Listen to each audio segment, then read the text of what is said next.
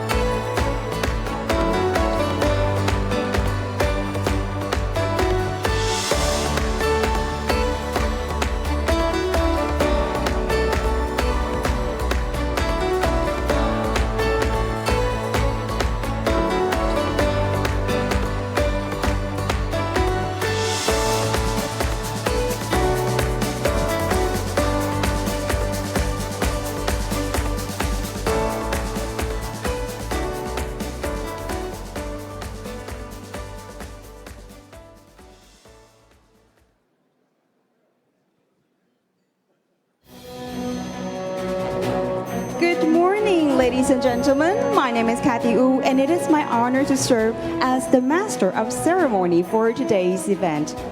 30 years marks an important milestone that connects our past achievements with the future ahead.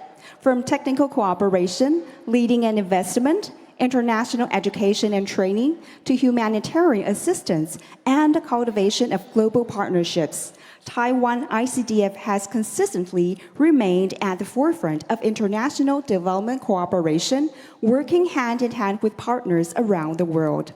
Now, let us watch a video looking back on Taiwan ICDF's 30-year journey and highlighting the achievements we have made together with our partners in building a more sustainable future. Please enjoy the video. "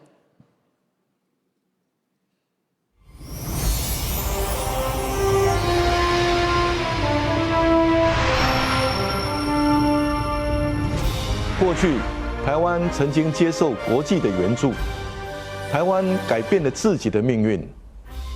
我们也将希望带到世界需要的地方。从1959年开始，我们把握每次回馈国际的机会。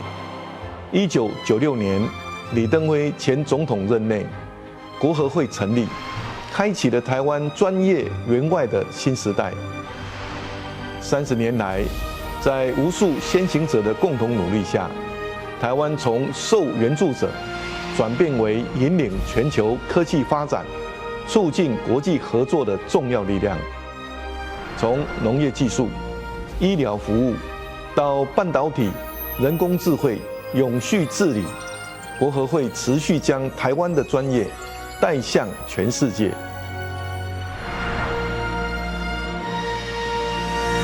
我们不只是给鱼，也不只是教钓鱼，而是要和世界一起养鱼，把龙邦政策和8大旗舰计划真正落实在国际合作发展的工作中。过去2年，国合会推动组织改造、财务改革，积极建立国际官方发展伙伴关系，深化与多边开发银行合作，扩大合作区域，并与友邦巴拉圭共同推动全球南方第1座人工智慧算力与资料中心。我们持续投资人才、科技与制度，不只是为今天创造价值，更是在为明天创造可能。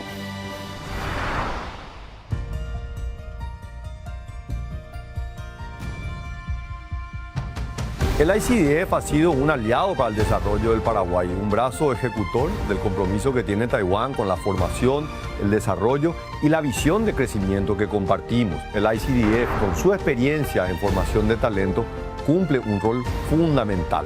感谢台湾 ICDF 将水晶培养我的专业能力，并回到自己的国家贡献所学。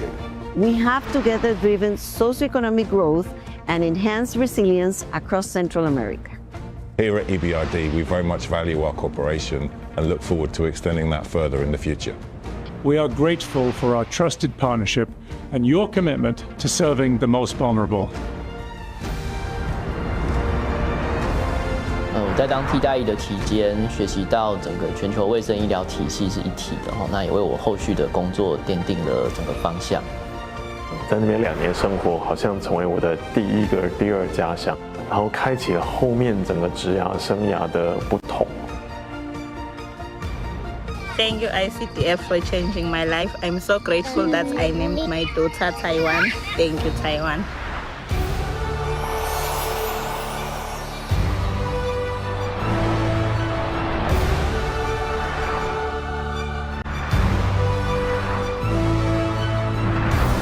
台湾 ICDF se ha consolidado en un aliado estratégico para la modernización del Estado. Your technical vision not only provide expertise, but have become part of our community. This milestone reflects the strong and enduring partnership between Eswatini and Taiwan. We look forward to many more years and decades of innovation, friendship, and making a global impact. 台湾最值得与世界分享的，不只是科技实力，而是一种包容性的韧性发展经验，一种面对冲击、适应变局与持续创新的能力，更是在不确定的世界中依然保有选择的能力。国合会发展合作的目的，不只是解决问题，更是帮助更多人把潜力转化为能力，把能力转化为选择，并以选择创造未来。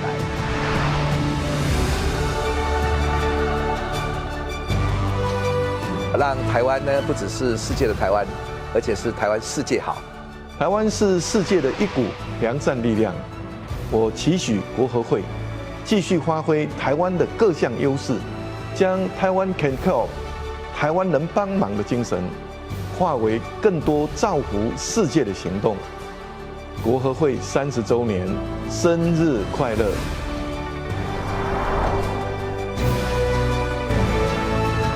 Happy birthday, Taiwan ICDF. Happy birthday, ICDF. Feliz cumpleaños, ICDF. Happy birthday, Taiwan ICDF.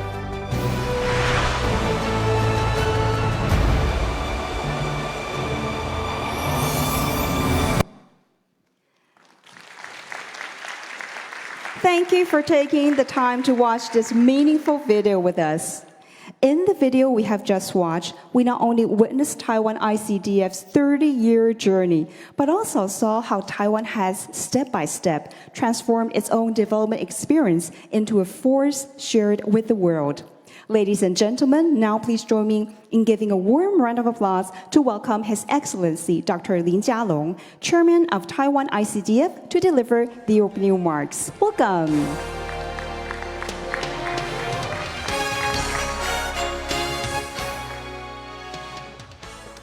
Good morning， 早安，国合会生日快乐 ，Happy birthday to ICDF。我们今天的贵宾，马绍尔共和国外长，还有各国的代表，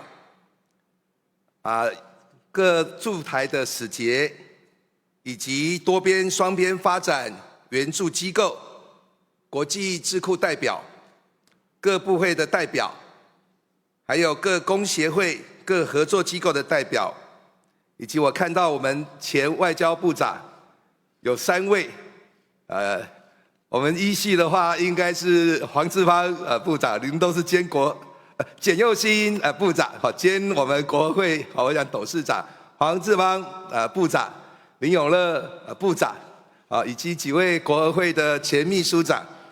还有各位国合会的前辈、董监事、咨询委员，以及媒体朋友，还有国合会的同仁伙伴们，各位贵宾、各位女士、先生，大家早安。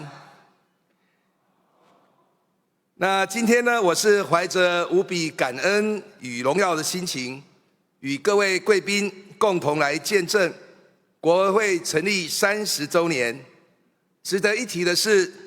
今年也适逢台湾总统直选30周年，这2个30年代表台湾的民主化与国际合作相互辉映、共同前行的历程。当然，今年也是美国独立纪念日，建国250周年，一起来同庆。因为国合会也受到美国过去的援助，我们把这个化为来援助全世界的一个力量。国合会的成立，象征台湾援外工作走向专业化与制度化。那30年来，我们透过一项又一项的国际合作计划，与世界分享资源，共同成长，也将民主、自由、人权等价值转化为一项又一项的具体的行动。那我要特别向历任国合会董事长、秘书长以及所有曾经在艰困环境中奉献青春、挥汗耕耘的驻外同仁，表达最深的敬意与谢意。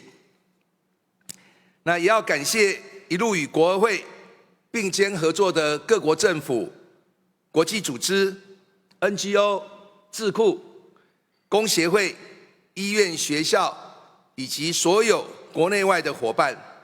正因为有大家常年的投入与无私奉献，才有今天这些丰硕的成果。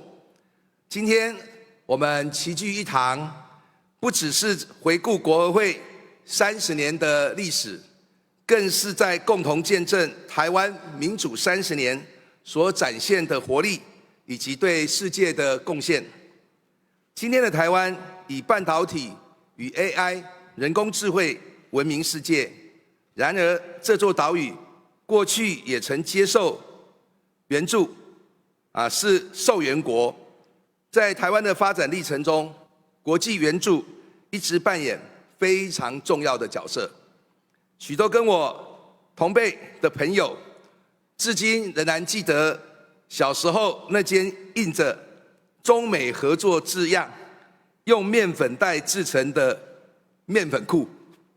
去年我与 AIT 古立言处长一同参观战后台美关系回顾展，再次回顾那段克难却充满希望的岁月。台湾人常说“假人一口，害人一道”，这句话呢，象征着我们懂以感恩的心情回馈世界。更重要的是，今天全球共同面对的气候变迁、AI 人工智慧发展、公共卫生以及供应链重组等多重的挑战，这些议题包括台湾在内，没有任何一个国家可以单独应对。在国际合作的过程中，当台湾看见伙伴国家的需求，其实也映照出台湾与世界必须一起面对的挑战。所以我们期待与伙伴一起努力，一起成长，这样的精神形塑出台湾在国际合作上独特而珍贵的模式，这就是台湾模式。台湾模式建立在4个关键的支柱之上。第一是能力建构 （capacity building）。我们不只提供资金，更毫无保留地分享经验，培育在地人才，协助伙伴建立自主发展的能力，实现真正的永续发展。第二是社会赋权 （social empowerment）。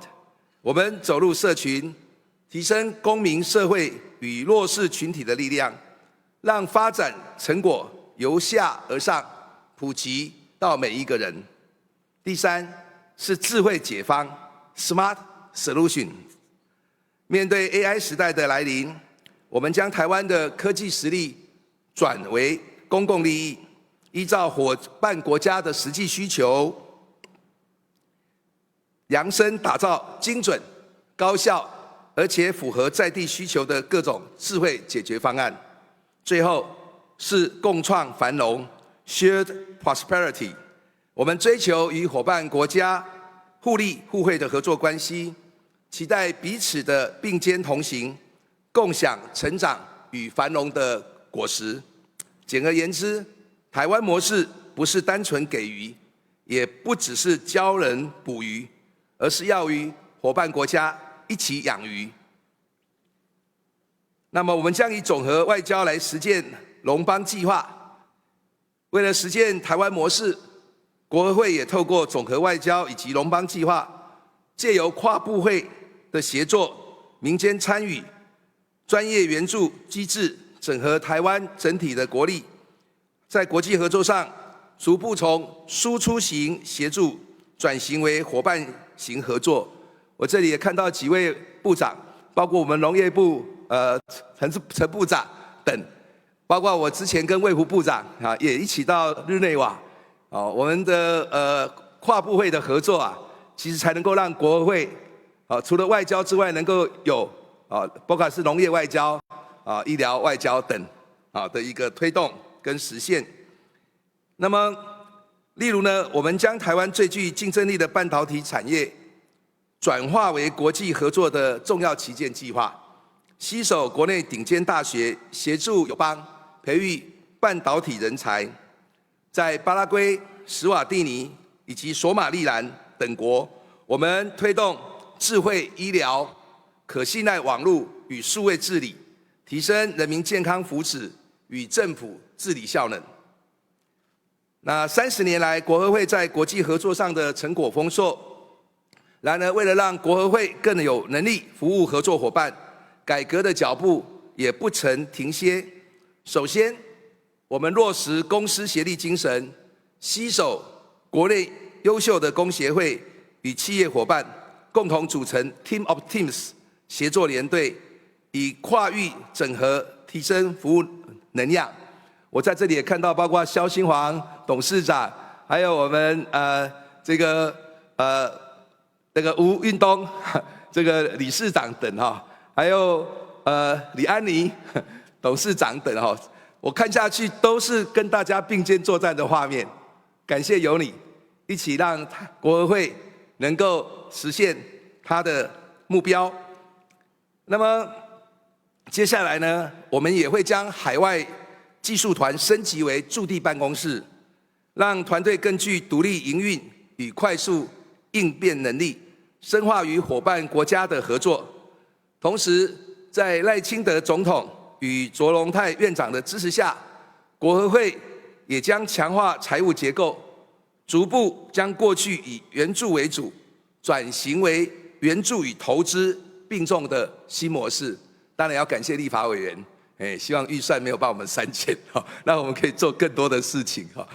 那我相信这个我们持续深化与伙伴国家、国际组织，还有国际非政府组织的合作，提升服务的广度与深度。例如，我们与美洲开发银行合作，在贝里斯及巴拉圭推动妇女赋权计划，在欧洲也与理念相近国家及人道援助组织共同投入乌克兰的人道援助及重建工作。这些成果让台湾成为世界良善力量的形象日益鲜明，也持续为台湾外交拓展更宽广的空间。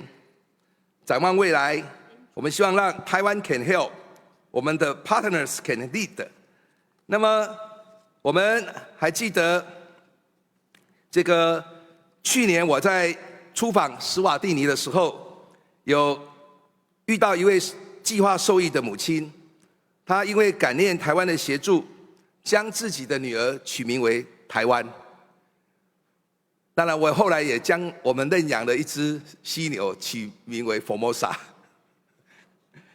那总之，我相信这一份令人感动的情谊，早已超越传统外交的层次。它是人与人之间建立起的信任与希望，也是台湾在外交工作中落实人本精神最温暖的展现。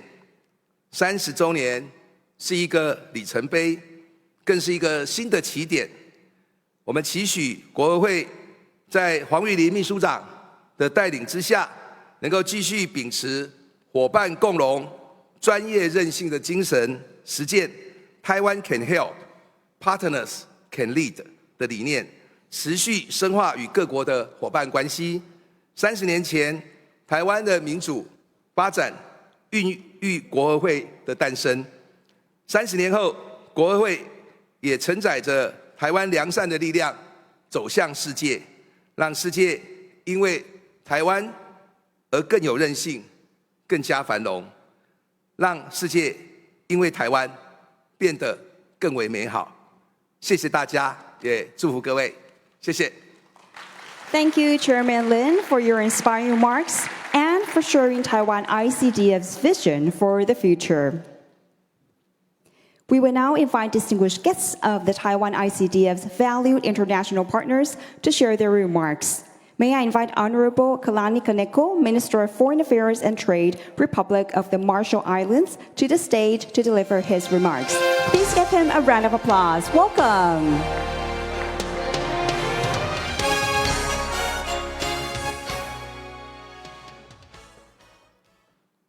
My brother, His Excellency Minister Lin Chia-lung, Chairman of Taiwan ICDF, Honorable Mangoba Kumalo, Minister of Commerce, Industry, and Trade of Eswatini, Honorable Dr. Joaquin Barnoya Perez, Minister of Health and Social Assistance of Guatemala, Honorable Dr. Yu Lin Hong, Secretary General of ICDF, esteemed ambassadors and representatives, my own Royal Chief from Madro Atoll, Hiroji Legman Zetagea, who is here with us this morning. Ladies and gentlemen, Ta Jia Hao.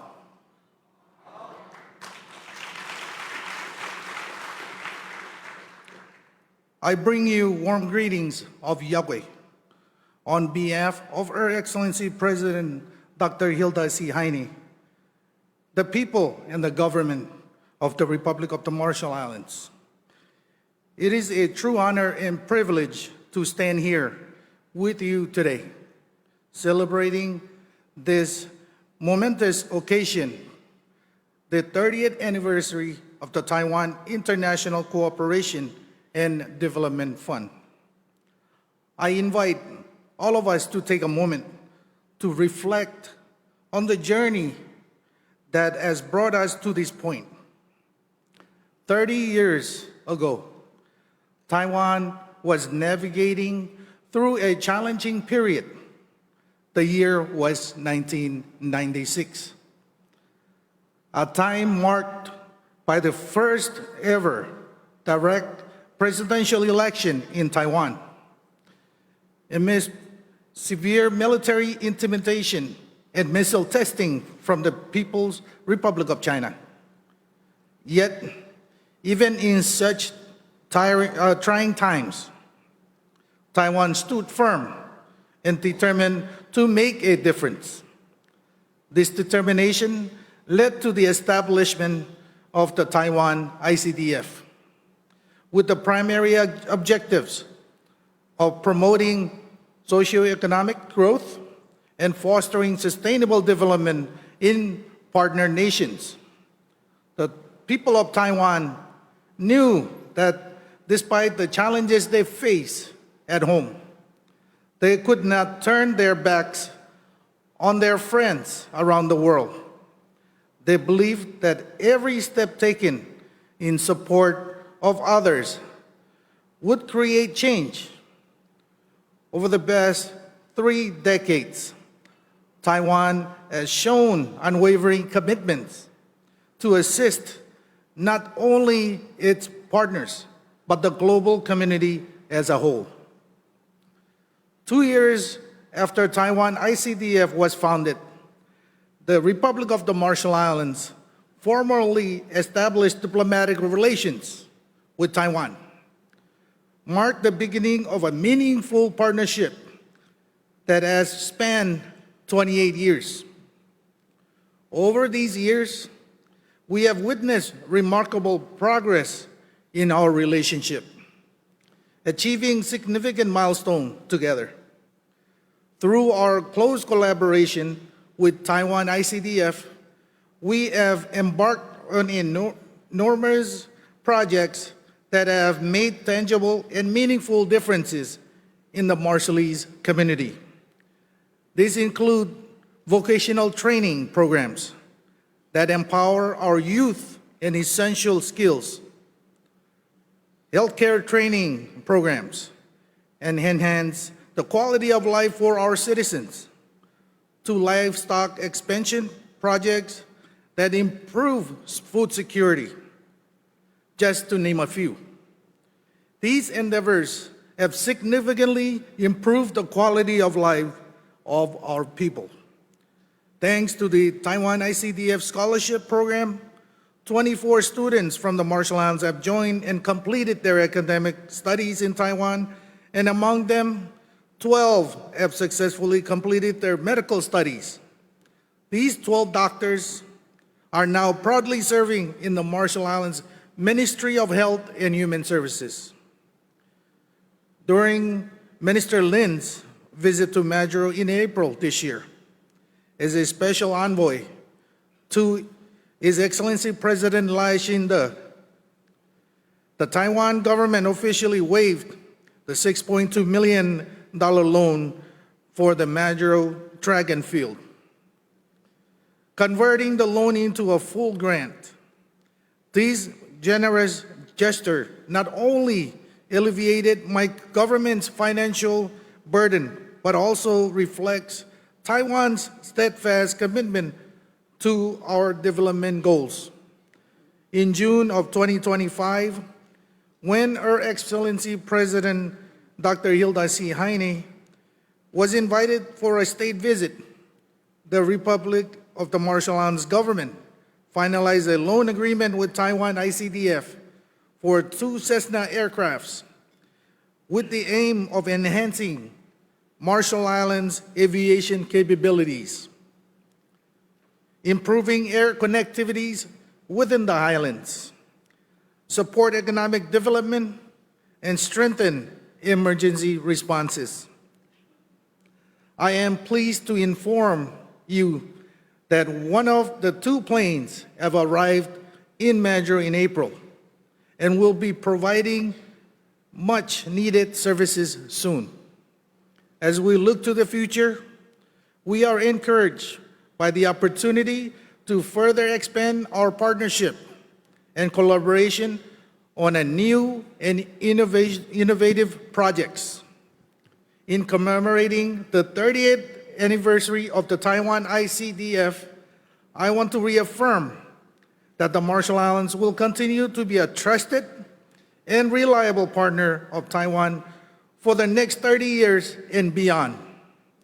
Our advocacy for Taiwan's meaningful participation in the UN system and other regional and international organizations will remain firm, steadfast, and will continue to flourish. Once again, congratulations to Taiwan ICDF on 30 years of success. 谢谢, komoltada, and thank you. Thank you, Mr. Kaneko, for your insightful words and continued partnership with Taiwan ICDF. Next, please join me in welcoming His Excellency Doña Linux Francis, Ambassador of St. Christopher and Nevis to the Republic of China, Taiwan, to the stage to deliver his remarks. Please give him a round of applause. Welcome.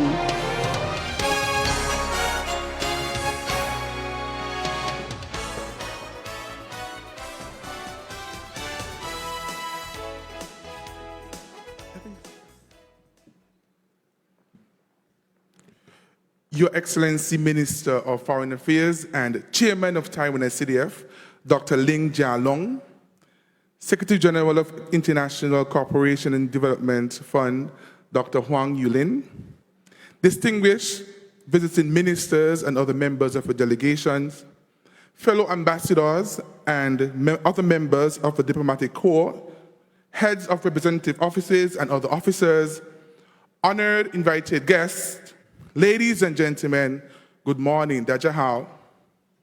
How?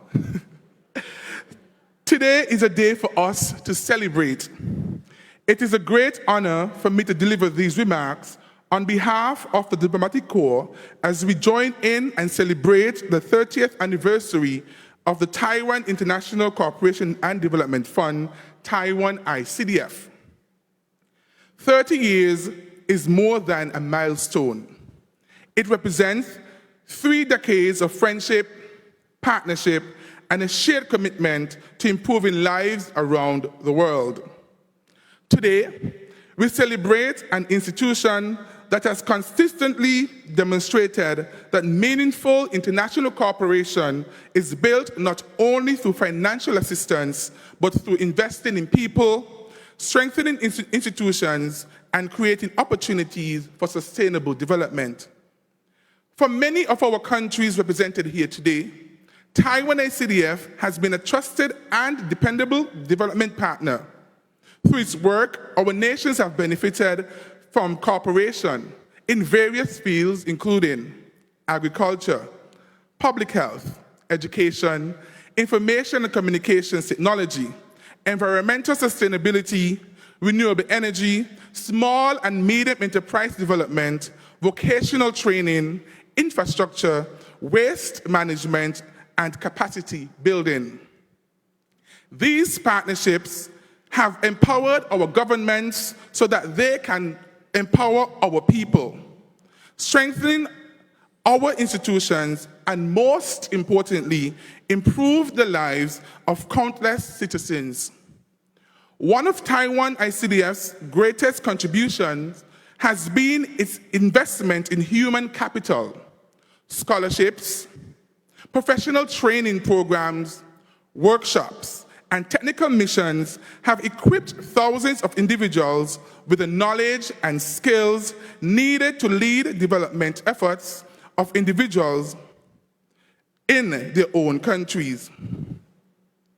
Many graduates have returned home to serve their people in different capacities, multiplying the impact of Taiwan's generosity for generations to come. This mission is especially meaningful to me on a personal level. In 2012, I had the privilege of receiving a Taiwan ICDF scholarship to pursue my studies in journalism and mass communication at Ming Chuan University. I was honored to be among the first Taiwan ICDF scholarship recipients admitted to that program. That opportunity transformed my life. It provided me not only with an excellent education, but also with lifelong friendships, cultural understanding, and experiences that shaped both my personal and professional journey. And now, as the ambassador of the Federation of St. Christopher, St. Kitts and Nevis, located in the Caribbean, for those who don't know, I reflect on how my story aligns with Taiwan ICDF's vision, Sheshe Taiwan ICDF. As members of the Diplomatic Corps, we deeply appreciate Taiwan ICDF's unwavering commitment to working alongside our nations as equal partners. The projects undertaken are not simply development initiatives, they are expressions of mutual respect, shared values, and genuine friendship. Together, we have tackled challenges, built resilience, fostered innovation, empowered communities, and advanced sustainable development with lasting impact.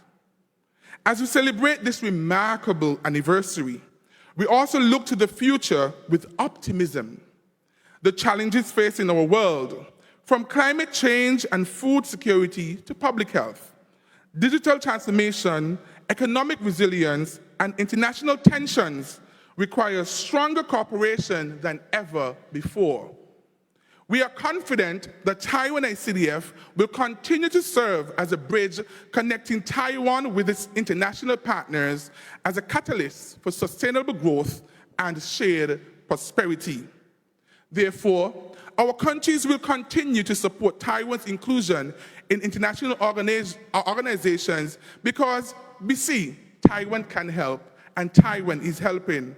We also believe that Taiwan can lead with its international partners. On behalf of the diplomatic corps and on my own behalf, I extend our sincere congratulations to the leadership, staff, technical experts, volunteers, alumni, and partners, and all those who have contributed to Taiwan ICDF's remarkable achievements over the past 3 decades. Wishing Taiwan ICDF continued success and deeper partnerships in the next 30 years. Congratulations on your 30th anniversary, and thank you for your unwavering support and friendship to our countries. Happy birthday, Taiwan ICDF. Sheshe Daja. Thank you, Ambassador Francis, for your insightful words and continued friendship with the Taiwan ICDF. Thank you. It is now my great pleasure to invite Honorable Raymond Green, Director of the American Institute in Taiwan, to deliver his remarks. Ladies and gentlemen, please welcome him with a warm round of applause.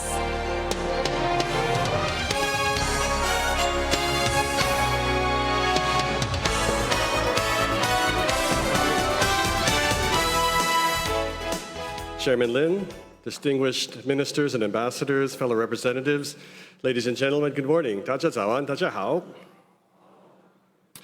30 years ago, Taiwan made a decision that speaks volumes about its character as a society. It chose not to only invest in its own prosperity, but in the prosperity of others. The International Cooperation and Development Fund was born from a conviction that Taiwan had something meaningful to offer to the world, and that offering it was simply the right thing to do. That conviction has proven correct again and again across 3 decades and dozens of countries. To understand where ICDF stands today, it helps to understand where Taiwan itself came from. From 1951 to 1965, the United States partnered with Taiwan in one of the most successful development relationships in our history. We worked together to help Taiwan transform from an agricultural society into a technological and industrial powerhouse. That partnership was built on simple but powerful ideas, that effective assistance focuses on local ownership, builds genuine capacity, and advances mutual prosperity. Taiwan learned that lesson itself very well and has since passed it on to others to follow. Over the past 30 years, Taiwan ICDF has recognized expertise across agriculture, public health, education, informations and communications technologies, environmental protection, and small and medium enterprise development. It has delivered practical results for partners across the Pacific, Latin America, Africa, and beyond. And it has done so despite constraints that would have stopped a less determined institution in its tracks. What distinguishes Taiwan ICDF is not its actions, but how it approaches local capacity, by bringing hands-on technical excellence. ICDF brings operational flexibility and transparency rooted in democratic governance, a practice that stands in sharp contrast to predatory lending models that leave partner countries worse off. The United States and Taiwan are partners in this work, and our partnership is grounded in a shared understanding that development assistance is a tool of strategic engagement, not a global charity. The 2024 Memorandum of Understanding between the U.S. International Finance Corporation and Taiwan ICDF formalized our growing collaboration, creating frameworks for co-financing projects, joint technical assistance, and coordinated responses to shared priorities. That MOU reflects our recognition of Taiwan as a transparent, effective partner, one whose approach aligns with the U.S. commitment to catalyzing private capital and championing market solutions over multilateral dependency. We have been working together to develop complementary projects in third countries where the United States is already engaged, multiplying impact by leveraging our combined strengths. We also see strong alignment in transnational challenges of this moment: energy security, public health, and supply chain resilience, including our robust and growing cooperation on semiconductors and critical minerals. The global development landscape is being reshaped. Traditional overseas development assistance resources are shrinking, and major donors are pivoting towards development finance and investment-oriented solutions. The United States is doing the same. We are channeling resources towards strategic priorities, including in Asia and the Pacific, and restructuring our assistance to advance trade, encourage self-reliance, and promote mutually beneficial economic development. Taiwan ICDF has rightfully identified this moment not as a threat, but as a strategic opportunity. Taiwan can maximize its impact by expanding financing flexibility, strengthening interagency coordination, and leveraging its world-class ICT expertise in agriculture, telemedicine, and renewable energy. Deeper engagement in the Pacific Islands and Africa, where Taiwan's relationships are strong and the needs are greatest, will cement Taiwan's standing as an indispensable global partner. Those who are willing to engage creatively, build new coalitions, and bring proven models to the table will shape what comes next. Taiwan is one of those partners. The United States is committed to working alongside Taiwan to advance our shared vision of sustainable, transparent, and resilient development cooperation. To the ICDF team, thank you. Your work is a testament to what Taiwan stands for. To Foreign Minister Lin and your team, thank you for your continued commitment to this institution and the values that it embodies.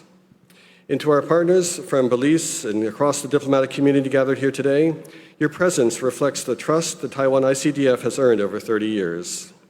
That trust is the most meaningful anniversary gift of all. Congratulations on 30 years. The United States looks forward to many more years of collaboration. 谢谢大家. Thank you, Mr. Green, for your insightful remarks and continued partnership with Taiwan ICDF. Please be seated. Next, we're honored to welcome Honorable Dr. Katsuyuki Katayama-san, Chief Representative of the Japan-Taiwan Exchange Association, to the stage to deliver his remarks. Please give him a warm welcome.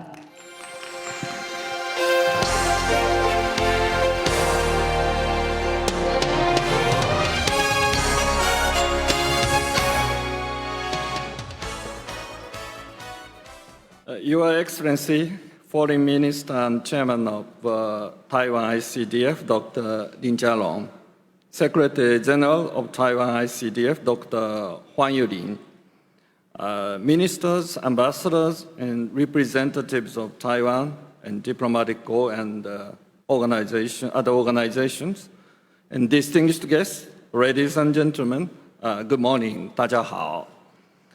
It is a great honor and pleasure to join you today as we celebrate the 30th anniversary of the International Cooperation and Development Fund, ICDF.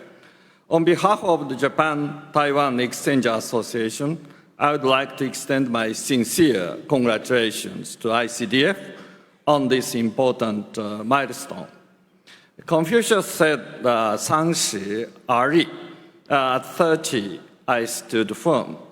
Over the past 3 decades, ICDF has made significant contributions to international development and humanitarian cooperation and has demonstrated Taiwan's commitment to being a responsible and constructive member of the international community. Development cooperation has long been a cornerstone of Japan's foreign policy. In the aftermath of the World War II, Japan sought to rebuild trust with the international community through contributions to peace and development, including through the work of Japan International Cooperation Agency, JICA. These efforts have over time strengthened the partnerships, promoted stability, and improved lives around the world. Indeed, much of the trust and goodwill Japan enjoys today can be traced to this long-standing commitment. Taiwan's experience offers a similar and inspiring story. Over the past several decades, Taiwan has transformed itself from an aid recipient into a respected development partner. Through ICDF, it has shared its development experience globally and earned trust and respect across the international community. From humanitarian assistance to high-tech industry development, Taiwan has provided support tailored to the needs and circumstances of partner countries. In so doing, it has helped strengthen resilience, foster sustainable growth, and create opportunities for communities around the world. I am sure many distinguished guests have experienced the generosity and solidarity of the people of Taiwan. We have as well. Following the great East Japan earthquake in 2011, Taiwan provided extraordinary support to Japanese people through rescue operations, humanitarian assistance, and generous donations from across society. Similar solidarity was extended after other disasters, including the Noto Peninsula earthquake in 2024. These gestures have left a lasting impression on the people of Japan. They remind us that international cooperation is ultimately grounded in human bonds, mutual trust, and shared compassion. Today, amid growing geopolitical and economic uncertainty, some view development cooperation as a luxury. Yet it remains essential investment in peace, stability, and shared prosperity. Its value may not always be immediate, but over time it builds trust, strengthens partnerships, and lays the foundation for a better future. In this context, I believe that JICA, ICDF, and development agencies from other countries, including US and Europe, can work together to create great synergy and deliver meaningful impact on the ground, helping partner countries build resilience and address increasingly complex global challenges. As ICDF celebrates its 30th anniversary, I wish it continued success in its important mission. I also look forward to deepening cooperation between Japan and Taiwan, together with other like-minded partners in support of sustainable development, human dignity, and shared opportunity, shared prosperity around the world. Thank you very much. Thank you, Dr. Katayama-san, for your gracious remarks and for Japan's long-standing friendship and support. Please be seated. Ladies and gentlemen, now please join me in welcoming Honorable Lutz Gungner, head of the European Economic and Trade Office in Taiwan, to the stage for his remarks. Please give him a round of applause. Welcome.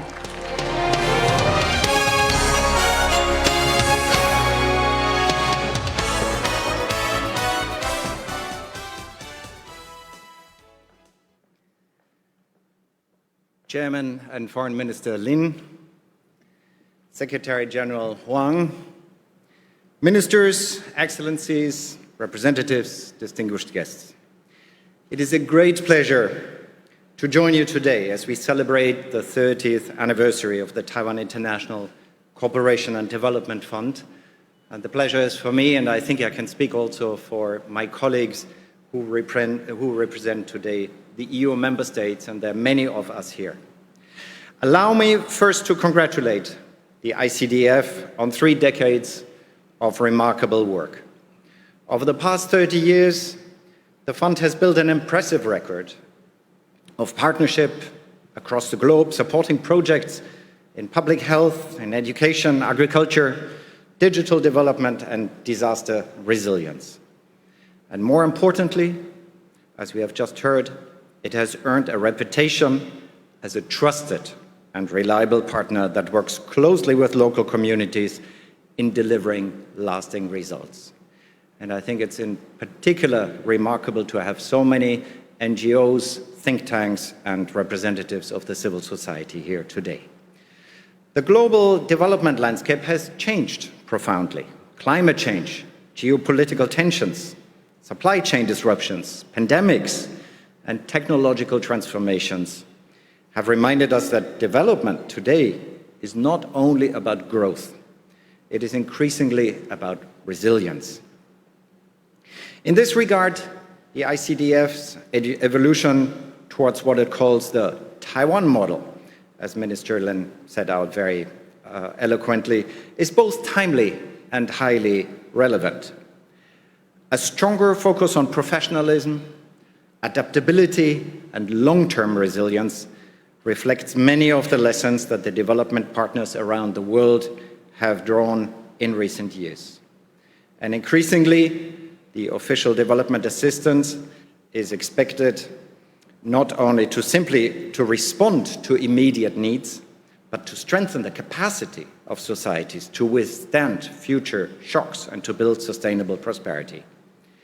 And this evolution also brings ICDF closer to broader international trends. Across the G7 and beyond, other development partners, we see growing emphasis on innovation, on mobilizing private investment, on creating long-term economic opportunities alongside traditional development cooperation. And the European Union, as the biggest donor of official development assistance in the world, has undergone a similar transformation. Through our Global Gateway strategy, we have placed sustainable investment at the center of our international partnerships. Rather than viewing development assistance and investment as separately, the Global Gateway combines public financing, private capital, technical expertise, and policy dialogue to support high-quality infrastructure and sustainable connectivity. Our objective is quite straightforward: to help partners build resilient transport links, modern digital networks, clean energy systems, stronger health infrastructure, and quality education, and while ensuring that projects remain financially sustainable, transparent, and based on high environmental and societal standards. At its heart, Global Gateway is about creating partnerships that generate lasting value, not only for today, but for the future generations. And when I look at ICDF's evolving approach, I see many areas and regions where our interests naturally converge. The Indo-Pacific region is one obvious example. Both Taiwan and the European Union recognize the importance of resilience infrastructure, secure digital connectivity, renewable energy, health security, and disaster preparedness in supporting stable and prosperous societies across the region. This is particularly true regarding the Pacific Islands, as we have heard from the Minister earlier, where communities face some of the world's most immediate climate challenges, for example. Here is growing demand for exactly the kind of long-term, locally owned resilience that both the European Union, Taiwan, and many other partners seek to promote. And I'm very happy to see also some of our organizations represented today here, the GIZ, the Estonian Development Organization, and the colleagues from the European Bank for Reconstruction and Development. Development cooperation is no longer simply about transferring resources. It is about building partnerships, sharing expertise, mobilizing investment, and creating resilience in an increasingly interconnected world. On this important anniversary, I again congratulate Taiwan ICDF for all its achievements over the past 30 years and hopefully for many, many years to come. Thank you. 谢谢. Thank you, Mr. Gunnar, for your insightful remarks and continued partnership with Taiwan ICDF. Once again, we would like to sincerely thank our international partners for their long-standing support and recognition of the Taiwan ICDF and for continuing to work with us in advancing international development cooperation. Shaping the future together is the theme and guiding spirit of this event. Today's launch ceremony not only reflects on the achievements of the past, but also reaffirms Taiwan ICDF's future strategic direction. It demonstrates our determination to further deepen engagement in global development cooperation and to expand Taiwan's international presence and influence. We will now proceed with the Taiwan ICDF 30th Anniversary Opening and Launch Ceremony. May I cordially invite distinguished guests to join us on stage. welcome His Excellency Dr. Lin Jialong, Chairman of the Taiwan ICDF. Honorable Kalani Kaneko, Minister of Foreign Affairs and Trade of the Republic of the Marshall Islands. Honorable Menkupa Kumalo, Minister of Commerce, Industry and Trade, Kingdom of Eswatini. Welcome to the stage. His Excellency Ambassador Doña Linux Francis, Ambassador of St. Christopher and Nevis to the Republic of China, Taiwan. Welcome Honorable Joaquin Barnoya, Minister of Public Health and Social Assistance, Guatemala. Honorable Raymond Green, Director of the American Institute in Taiwan. Welcome Honorable Chen Junji, Ministry of Agriculture, Republic of China, Taiwan. Welcome Honorable Dr. Katsuyuki Katayama-san, Chief Representative of the Japan-Taiwan Exchange Association. Next, please welcome Honorable Eugene Jian, former Minister of Foreign Affairs, Republic of China, Taiwan.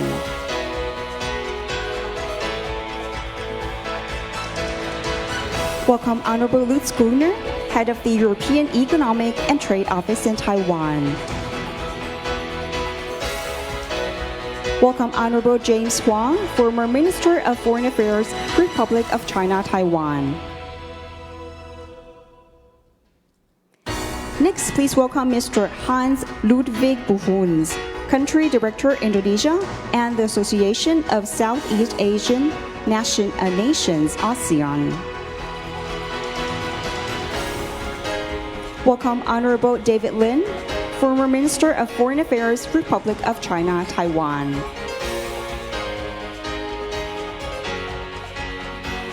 Welcome Yotam Politzer, Chief Executive Officer of Israel. And welcome Dr. Huang Yulin, Secretary General of Taiwan ICDF.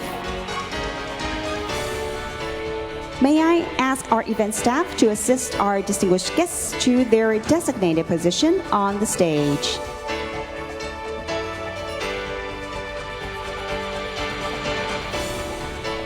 All right.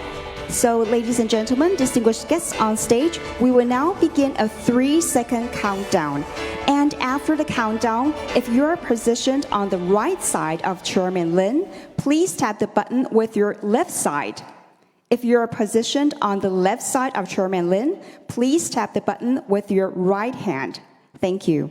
待会倒数3、2、1之后，位于林部长右手边的贵宾们，请将您的左手放在荧幕上。位于林部长左手的贵宾们，请将您的右手放在荧幕上。倒数之后，再请贵宾们放置手掌。谢谢您。So, ladies and gentlemen, are you ready, distinguished guests? All right, please join us in the countdown. 3, 2, 1. Please tap the button.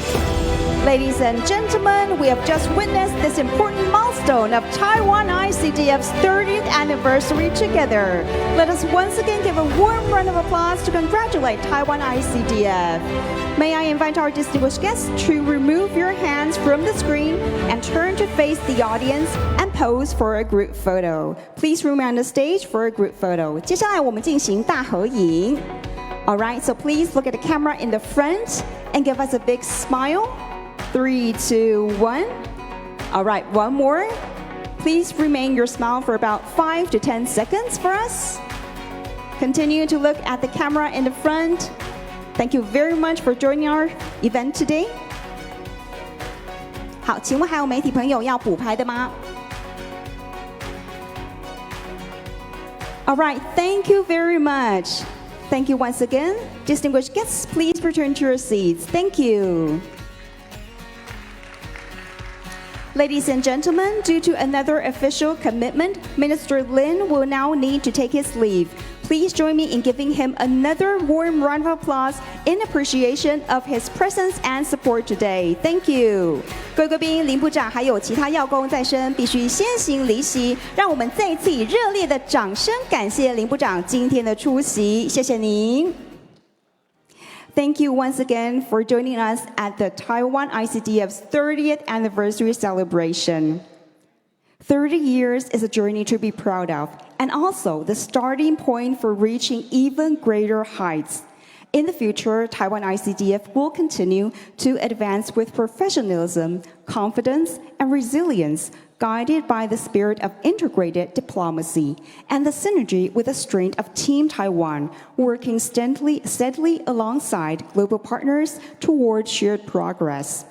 This concludes the morning session of the Taiwan ICDF 30th anniversary celebration. Thank you once again for your presence and support. We wish you all good health, every success, and a pleasant day. We will now take a lunch break and invite you to visit the Taiwan ICDF 30th anniversary exhibition in the corridor outside the venue. The exhibition features a 30th anniversary photo wall and a timeline highlighting key milestones in Taiwan's international development cooperation journey. The exhibition also showcases Taiwan ICDF's core areas of work and includes the Smart Partnership Showcase, presenting innovative achievements in smart fisheries, AI-powered healthcare, digital health services, and other technology-driven development initiatives. The exhibition will remain open until the start of the International Symposium at 1:30 p.m. We warmly invite you to take this opportunity to explore the exhibits, connect with fellow guests, and learn more about Taiwan ICDF's contributions to international development cooperation. Please be reminded to present your badge when you collect your boxed meals at the distribution area located at the rear of the venue or at the service desk. During the lunch break, you're welcome to enjoy your meals at your seats. Alternatively, you may take elevator number 3 or 4 to Shiquan Hall on the 5th floor, where you may enjoy lunch while connecting and exchanging ideas with fellow partnerships. We wish you a pleasant and enjoyable lunch break. If you drove here today and need parking validation, please obtain the parking validation QR code from the registration desk before leaving. Simply scan the QR code and enter your vehicle license plate number to complete the validation process. There is no need to use the payment machine when you exit.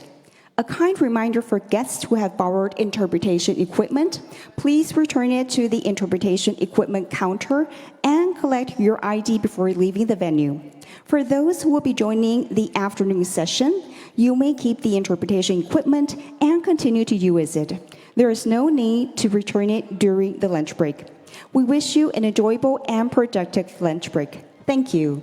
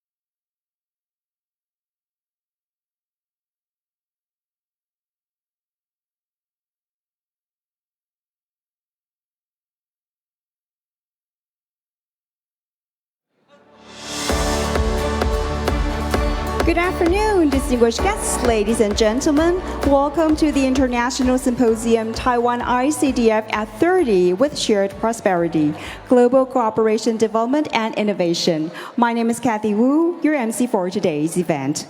Prior to today's symposium, a strategic dialogue on global development partnership was held, bringing together distinguished partners from around the world to exchange experiences and perspectives on international development cooperation and to engage in in-depth discussions on future directions for collaboration. Today, through two thematic panel discussions, we will bring the outcomes of the strategic dialogue into the public sphere, expanding these important conversations to a broader audience. Through the exchange of practical experiences and innovative perspectives, we hope to further strengthen consensus on the future of global cooperation development. The insights and shared understandings generated today will ultimately be reflected in the joint statement, demonstrating our collective commitment to advancing sustainable and shared prosperity. We look forward to the fruitful outcomes of today's symposium.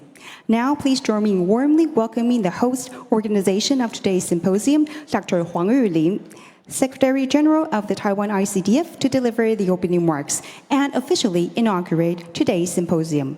Please give Dr. Huang a warm round of applause. Welcome.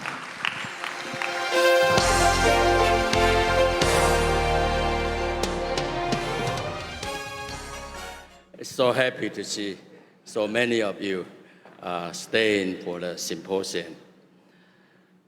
Your Excellency, Dr. Joaquin Banoya, Minister of Public Health and Social Assistance of the Republic of Guatemala. Your Excellency, Makoba Kumalo, Minister of Commerce, Industry, and Trade of the Kingdom of Eswatini. Distinguished representative, dear friends from think tank and development agencies, colleagues from Taiwan MOFA, ladies and gentlemen, good afternoon. It is a great honor and privilege to welcome you to the 30th Anniversary International Symposium of Taiwan ICDF. On this special occasion, we are proud to bring together representatives from partner countries, policy community, development agency, and long-standing partners of our global cooperation. Through our discussion today and through our joint statement on investing in resilience and prosperity, we hope not only to reflect on the past, but also to explore the future of development cooperation in an increasingly interconnected world. Today, I would like to share a simple idea. In an uncertain global environment, development is ultimately about creating choices. We are living through a period of profound transformation. Climate change, pandemic, geopolitical tension, cyber attacks, and artificial intelligence are reshaping society at a pace few could have imagined only years ago. In this environment, development can no longer be understood solely in terms of economic growth or material prosperity. An equally important question has emerged. How can society remain resilient amid change? Increasingly, a nation's future depends not only on what it possesses, but on what it can do for the people it is capable of doing. Can it educate its people? Can it build effective institutions? Can it harness innovation? Can it adapt to new challenges? Can it create opportunities for future generations? At its core, sustainable development is about capability. Capability enables people to learn, innovate, and contribute. Capability enables institutions to govern, adapt, and deliver. Capability enables society to respond to disasters and seize opportunities. And when capability is sustained over time, it becomes resilience. Resilience, in turn, creates choices. This perspective is especially meaningful for Taiwan. Today, Taiwan is widely recognized for its technological advancement and achievements, as well as its role in the global semiconductor and AI industry. Yet, Taiwan's most valuable experience may be something deeper. Over the past several decades, Taiwan has demonstrated that resilience is not determined by size, by geography, or by natural resources alone. Resilience is built through long-term investment in people. It is strengthened through effective institutions and good governance. It is sustained through innovation, trust, and partnership. Most importantly, it is created through continuous accumulation and renewal of societal capability. These lessons are increasingly relevant today, especially for the Global South. As Taiwan ICTF marks its 30th anniversary, we are not only celebrating what we have accomplished together, we are also redefining our mission for the future. Under the leadership of Chairman Dr. Lin Jialong, your brother, and with the strong support from President Lai Ching-te, Taiwan ICTF has evolved from a traditional bilateral aid organization to a strategic platform that connects partners, mobilize resources for capacity creation, accumulation, distribution, dispersion, renewal, and reproduction. Our mission today extends beyond project implementation. We work with partners to strengthen capability, expand opportunity, foster innovation, and build resilience. Our goal is to help society create the conditions that enable long-term and sustainable development. As we prepare for the next 30 years, Taiwan ICTF will remain guided by three priorities. We invest in people, we support innovation, and we strengthen resilient human, institutional, and social development. Because resilience does not emerge from isolated project or program. It emerges from capable people, from effective institutions, from trusted social networks, and from meaningful international partnership with you. Ultimately, development is about expanding human possibilities.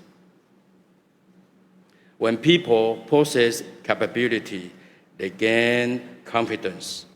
When institutions possess capability, they gain effectiveness. When society possesses capability, they gain resilience. And when society possesses resilience, they gain the freedom to choose their own future. No one can predict every disruption. No country can avoid every challenge. But we can invest in people. We can strengthen capabilities. We can foster innovation. We can build resilience. And we can expand the choices available to future generations. As we celebrate Taiwan ICDF's 30th anniversary, let us reaffirm a shared commitment to invest in people, to strengthen capabilities, to build resilient society, and to create a future in which more people, more communities, and more nations have the opportunity to shape their own destiny. Thank you. Thank you, Secretary General Wang, for your inspiring remarks. Thank you. Please be seated. We will now proceed to the group photo. The photographer will take the photo from the stage facing the audience. We kindly ask all distinguished guests to look toward the camera. So please look toward the camera at the center of the stage and let us take a group photo to mark this meaningful moment. All right, look at the center. 3, 2, 1, say cheese. All right. This year marks Taiwan ICDF's 30th anniversary. So let's say happy birthday. 1, 2, 3. Happy birthday. Wonderful. Now please give us a thumbs up for the photo shoot. A thumbs up.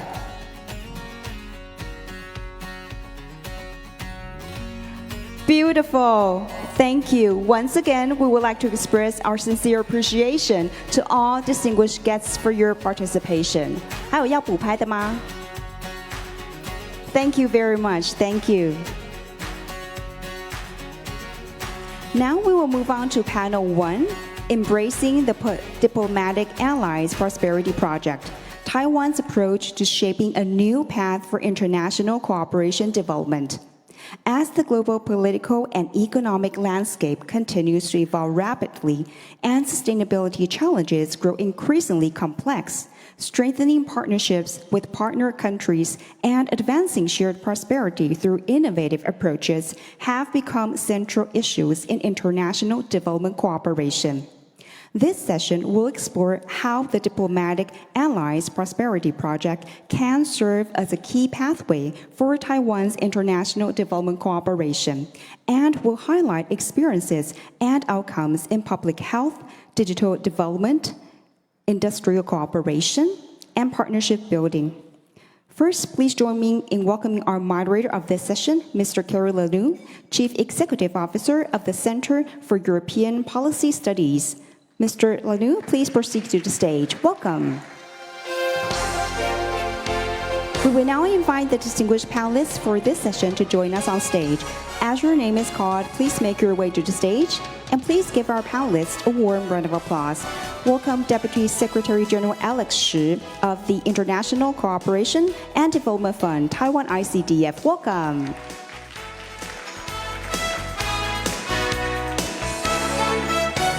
Welcome Ms. Juliana Rubio, Associate Director, Center for Strategic and International Studies, CSIS. Next, please welcome Mr. David Adams Orukim, Head of Mission Embassy of Palau to the Republic of China, Taiwan. Welcome. Moving on, please join me in welcoming Honorable Minister Joaquin Barnoya of the Ministry of Public Health and Social Assistance of Guatemala. Welcome. And Honorable Minister Menkupa Kumalo of the Ministry of Commerce, Industry and Trade of the Kingdom of Eswatini. We believe that the insights and exchanges shared by our panelists today will bring us fresh perspectives and inspiration. And so now I would like to hand the floor over to our session moderator, Mr. Carol Lanu. Thank you very much and good afternoon. Thank you. Please be seated. Let's say we can start this panel. A pleasure to be here for me. I mean, coming from Brussels, coming from Europe, coming from Belgium. I'm working in a think tank which is totally independent. So we are trying to assess what the EU is doing, what Europe is doing in the world. So for me, it's fascinating that I can moderate this panel, and I hope, let's say, we'll have a good outcome. But I think Dr. Huang has already introduced this extremely well. Let's say these are the things which we want to discuss this afternoon with you, and so I will have a series of questions which I want to address with you. But also, I mean, I'm here because we have worked together with ICDF and a study to assess, as a think tank, let's say, what is the outcome of the different development projects. Certainly on the digital side, what has been the outcome of the project from the ICDF in different partner countries. So, or people went, for example, to Palau to also assess, let's say, how the impact was, let's say, of the projects from the ICDF, which was for our people also very interesting to do, because we have also published a very important study a week ago with the lady who's sitting there, I say my colleague, Seren, on digital diplomacy of the EU, because this region is very well advanced digitally, and Europe looks at this region saying, yes, there is something we can learn as Europe, let's say, from this region. And of course, you as a region are also trying to give this knowledge to other regions, as you were just saying, Mr. Secretary General. So we'll start with this. Let's say I will sit down, let's say, and then we can take some talking points. But essentially what we want to do is just go through some questions. Let's say, what is the assessment of the new development policy, the new development approach, as it was outlined by the Secretary General, and how you look at this.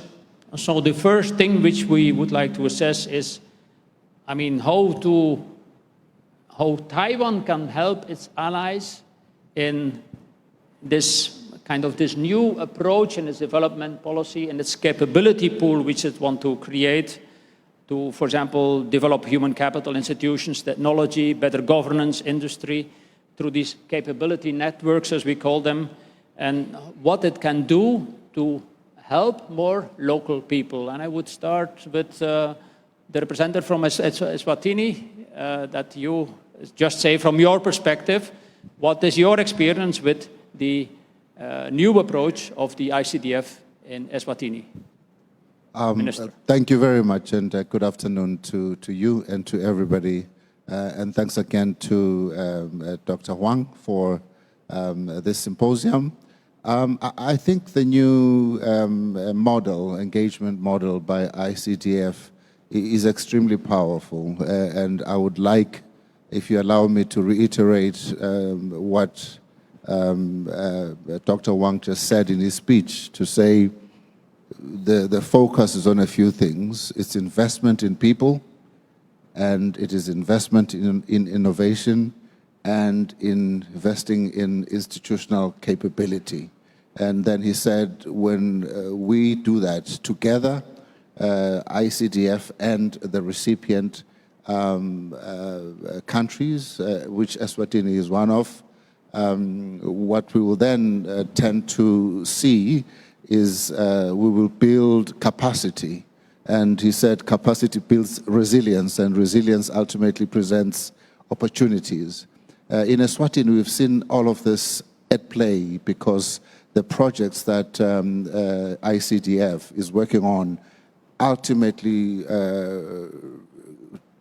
churn out organizations that are strong, people that are now self-sufficient, whether it is in agriculture, whether it is in entrepreneurship, whether it is in medicine, that then run resilient systems that sustain themselves over time.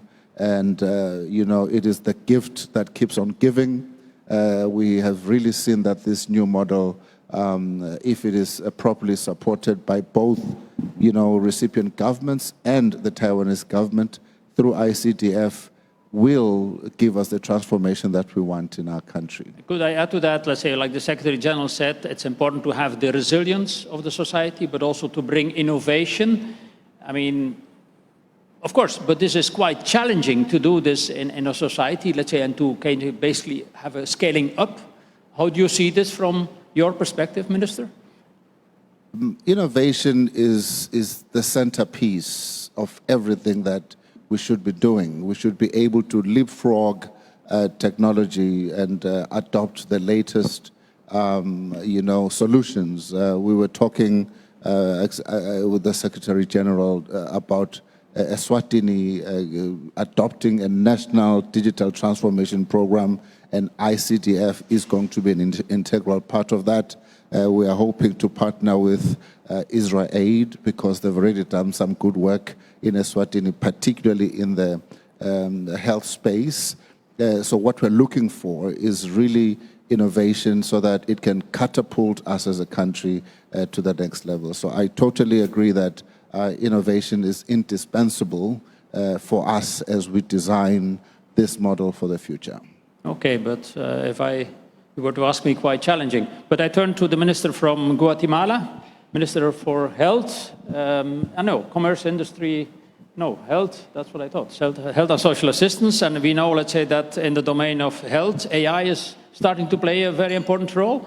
How do you see this from your perspective in Guatemala? Let's say the plan which the Secretary General just outlined, whether this is, what it is bringing to your society in function of innovation, but also the resilience, the approach on people? Well, first of all, thank you very much for the kind invitation. It's always a pleasure to be here now celebrating CDF's 30th anniversary. I think it all depends where we are. And it's very important for in countries, but also donor agency, collaboration agencies to have priorities clear, both locally and internationally, and make sure they match. In this case, I don't want to say AI is a far reach from Guatemala, but if you see at the healthcare system, we have greater needs. And if we were to introduce AI right now, rather than bridging the gap, I would say we would generate yet another gap, a technological gap that will just make that inequalities even larger.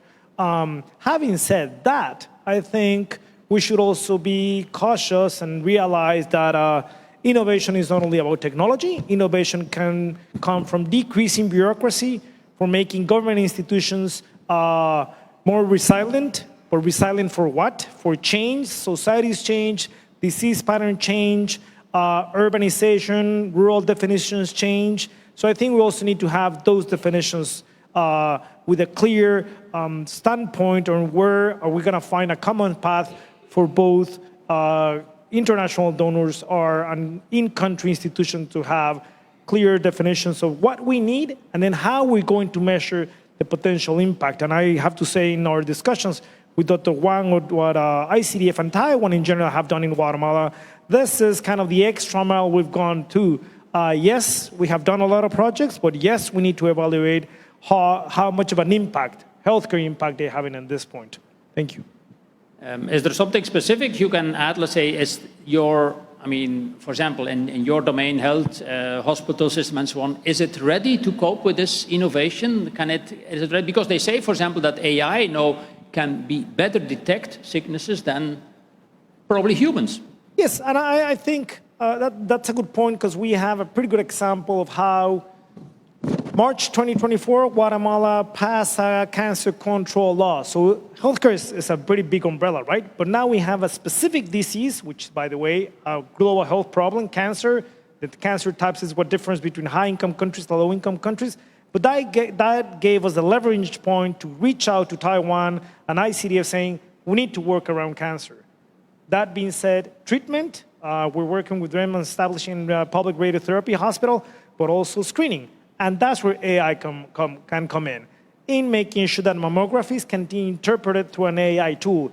Yet, we still need to figure out the legal infrastructure for AI to be able to do that, making sure a physician is still signing off whatever AI make diagnosis of. So I think we need to be careful because this is a ship that left already.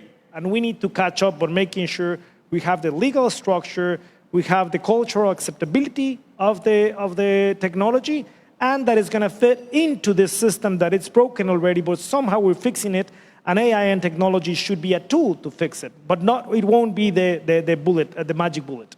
You still need to have the human resources, meaning as we're speaking, Indeed. the capabilities, and that's where you need to have the people. There you go. Absolutely. Okay. I turned to the representative from Palau. I said, let's say, your people had been in Palau, let's say, in one of these projects to look at digital capabilities. How do you look at the new approach, let's say, of Taiwan, let's say, in extending this capability pool to a country like Palau, where there probably certainly also scarcity of labor in certain domains? Let's say, how do you see this new approach, let's say, on resilience, supporting innovation, just not only saying we deliver aid, but we want to deliver the people and help the people to develop the structures to have capabilities in place. Thank you so much for the opportunity. And of course, I want to thank ICDF and congratulate ICDF for the last 30 years.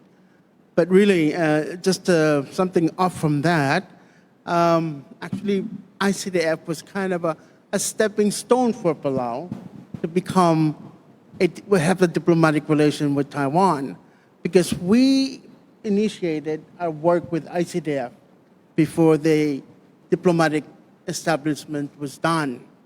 And through ICDF, we saw the importance and similarity of what Palau and Taiwan can do together. So it was that stepping stone. We established a diplomatic relation together. So I thank ICDF for being in Palau more than our relationship with Taiwan. But having said that, I thought you asked a specific question, but I do have an opening statement. And perhaps if I do go through the opening statement, maybe it can, I only have 4 points that I want to make.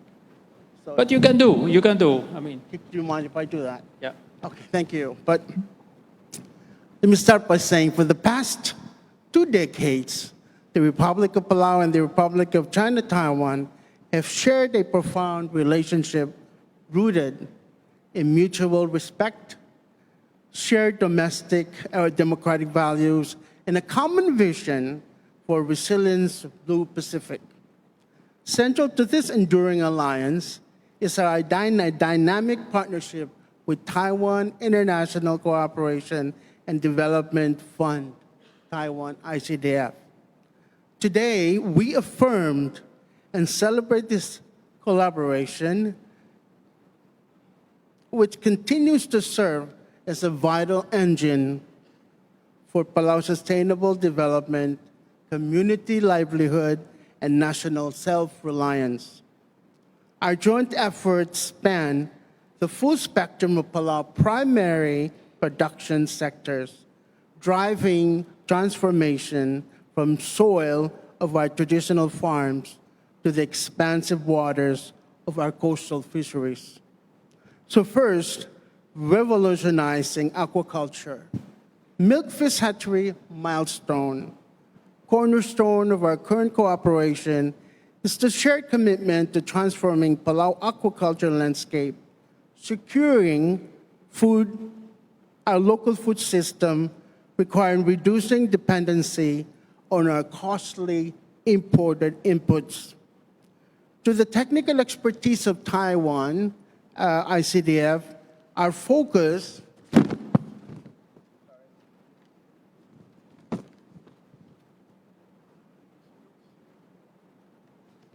it's good to have a lot of help.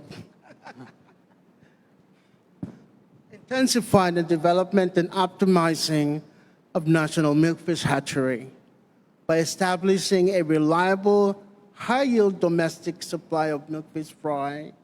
This initiative addresses 2 critical national priorities: closing the gap in domestic food security and securing sustainable, locally sourced supply of battlefish for our traditional and commercial fisheries. This project is not merely an infrastructure investment. It is a foundation of self-sustaining blue economy that protects our wild stock while nourishing our people. Second, modernizing coastal fisheries and maritime safety. Our ocean is both our greatest resources and our greatest responsibility. To manage it effectively, we must bridge the gap between traditional wisdom and modern technology. Through our partnership, Palau is advancing coastal fisheries management by equipping small-scale local vessels with automatic identification system, AIS. This technology serves a vital dual purpose for data-driven governance. It drastically improved our national data collective capabilities, giving us granular, real-time insight to coastal fishing efforts to ensure sustainable harvest level. Sea safety. It provides a critical safety net for our traditional fishers, ensuring the small vessels are visible and tractable during searching and rescue operation is increasingly unpredictable in this unpredictable weather. Third, transforming agriculture and livestock development. True resilience begins on land. Our ongoing cooperation in crop and livestock development continue to diversify Palau's agriculture baseline. From introducing climate resilience crop varieties of modernized livestock husbandry practices, Taiwan ICDF, hands-on intervention, and enhancing local production, improving soil health, building a more robust market for fresh, locally raised products, investing in our people, targeting capacity development. Sustainability of this project relies entirely on the capacity of our people to lead them. We place immense emphasis on the comprehensive capacity development program tailored to livestock producers, agriculture officers, and local farmers by facilitating peer-to-peer knowledge transfer, technical workshop, and field training. This partnership ensures that the Palauan farmers and fishers are equipped with the modern management skills, biosecurity, protocols, and technical know-how required to transition from subsistence farming to thriving sustainable enterprises. In conclusion, the outcome of Palau-Taiwan ICDF partnership are visible in our markets, our docks, in the field of our state, as we confront the dual challenges of climate vulnerability, the economic isolation. This collaboration stands as a model for what development cooperation should look like. Targeted, respectful, technologically innovative, and deeply invested in human capital.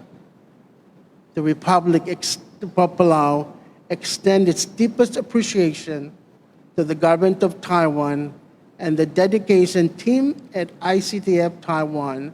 Together, we are safeguarding our food security, protecting our fishers at sea, and nurturing the land and ocean that have sustained our people for generations. Thank you very much. Very concrete and very interesting example of the cooperation with the ICDF. I don't know whether one of the two other ministers wants to add to from a more practical experience from what you've heard, let's say from the representative from Palau. If not, yeah, probably you, Minister Kumalo. Yeah, I can just make a quick example. In the case of Eswatini, a very different landscape, but same principles, where we, as part of our strategic roadmap as a country, one of the things we want to attend to is inequality, income inequality, and lack of inclusivity in our economic participation, particularly for women, marginalized women, as well as young people. So ICDF has come through to come up with a beautiful program where the first step was a women development and capacitation program where skills, technical skills, particularly in the area of agriculture, entrepreneurship, and financial management, were imparted to the target women, which were typically outside the commercial corridor and would be found, at the grassroots of Eswatini. These women are now, thriving entrepreneurs, and ICDF has taken it to the next level now, where with the help of the Taiwanese government have helped us to establish a microfinancing cooperative that then funds this business sustainably, and it is a self-funding setup, and it now runs on a digital platform leveraging on technology. And what you're finding now is people that 5 years ago were not participating in the economy are part of the digital economy in Eswatini. Some of us have started exporting their products to our neighboring countries, and some of them come to participate in the food fair here in Taiwan because the products they are making a difference. So it is literally going to this idea of developing capacity, creating resilience, and creating opportunity that the Executive Secretary spoke about. That's one example I'd like to share. Interesting to hear, because you said very clearly outside the commercial circuit, let's say that that's where you need development and development support, and also examples from other countries which you can implement with you. Certainly the example you mentioned, microfinance, but of course if you do it a bit more advanced at the technology level, you can make edges forward, and it's enormous. And also you should say that the people are now, where they are now as compared to 5 years ago, is enormous. Mr. Barnoya, you want to ask an example from your perspective from Guatemala? Maybe not specifically from Guatemala, but in hearing the other thoughts, I think it's the one take-home message is like, we know that development is not a one-size-fits-all, and I guess the same applies for international collaboration. It's not a one-size-fits-all.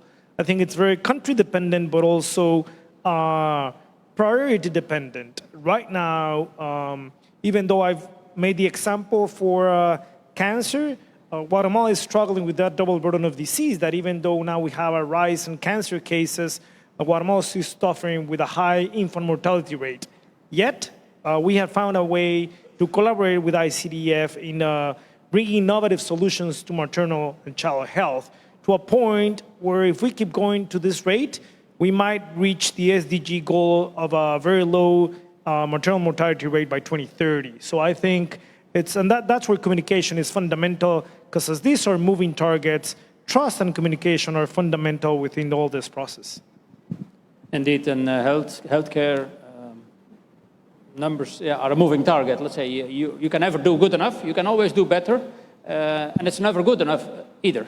Correct. Likewise, cancer is a moving target. So if you see the example of Taiwan, 30 years ago, cervical cancer was a problem in Taiwan. Likewise for gastric cancer. Nowadays, you see it's lung cancer, colon cancer, breast cancer, and down there in the list is liver cancer showing up. So you need to be making sure we're making evidence-based public health, but also evidence-based collaboration and cooperation.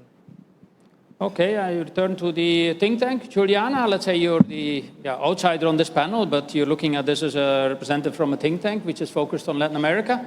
How do you look at this, let's say, of this development, say this approach from Taiwan, let's say from the ICDF and this development cooperation and focusing on people, development of capabilities, also focusing a lot on innovation transfer?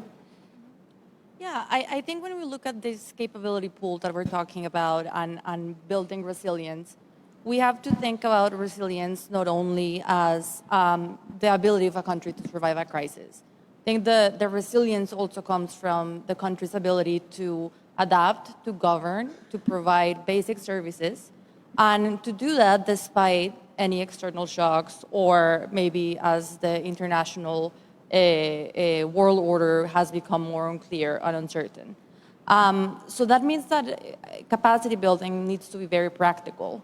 And there are several sectors in which Taiwan ICDF has experience in, and both because of its own development, but also because of the experience that each country has given the agency and the country. So I think, for instance, I was in Paraguay about a month ago, and you look at the huge advancements they've made in human capital. They realized that Paraguay wants to come to this next stage of development. The country has done well, it has grown, it has reduced poverty with its growth, but now it's looking for that next stage, kind of escaping that middle income trap that we call. And something that they needed is engineers.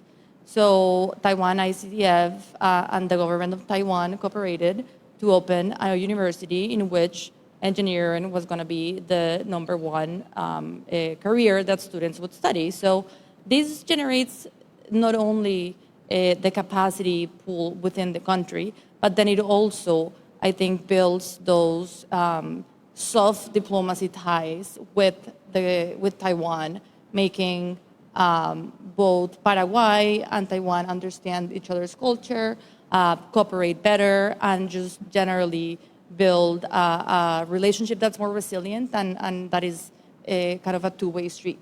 Of course, we can also talk about technology.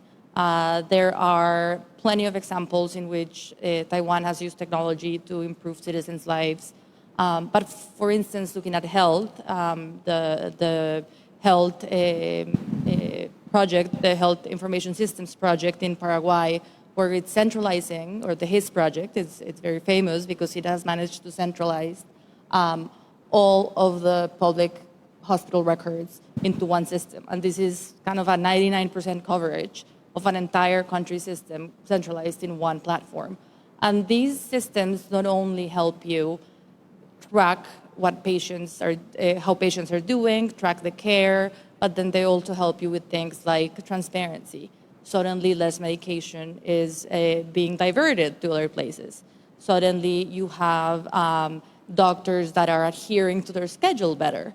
So all of these things can work within a sector, but I think at the same time, when we look at things like technology, we could look at how that could transfer to other public service sectors, from, I don't know, the customs authorities to different SMEs regulations and how a business acquires a business license. So I think with that and with agriculture and food security, those are kind of the 3 points that I'll highlight.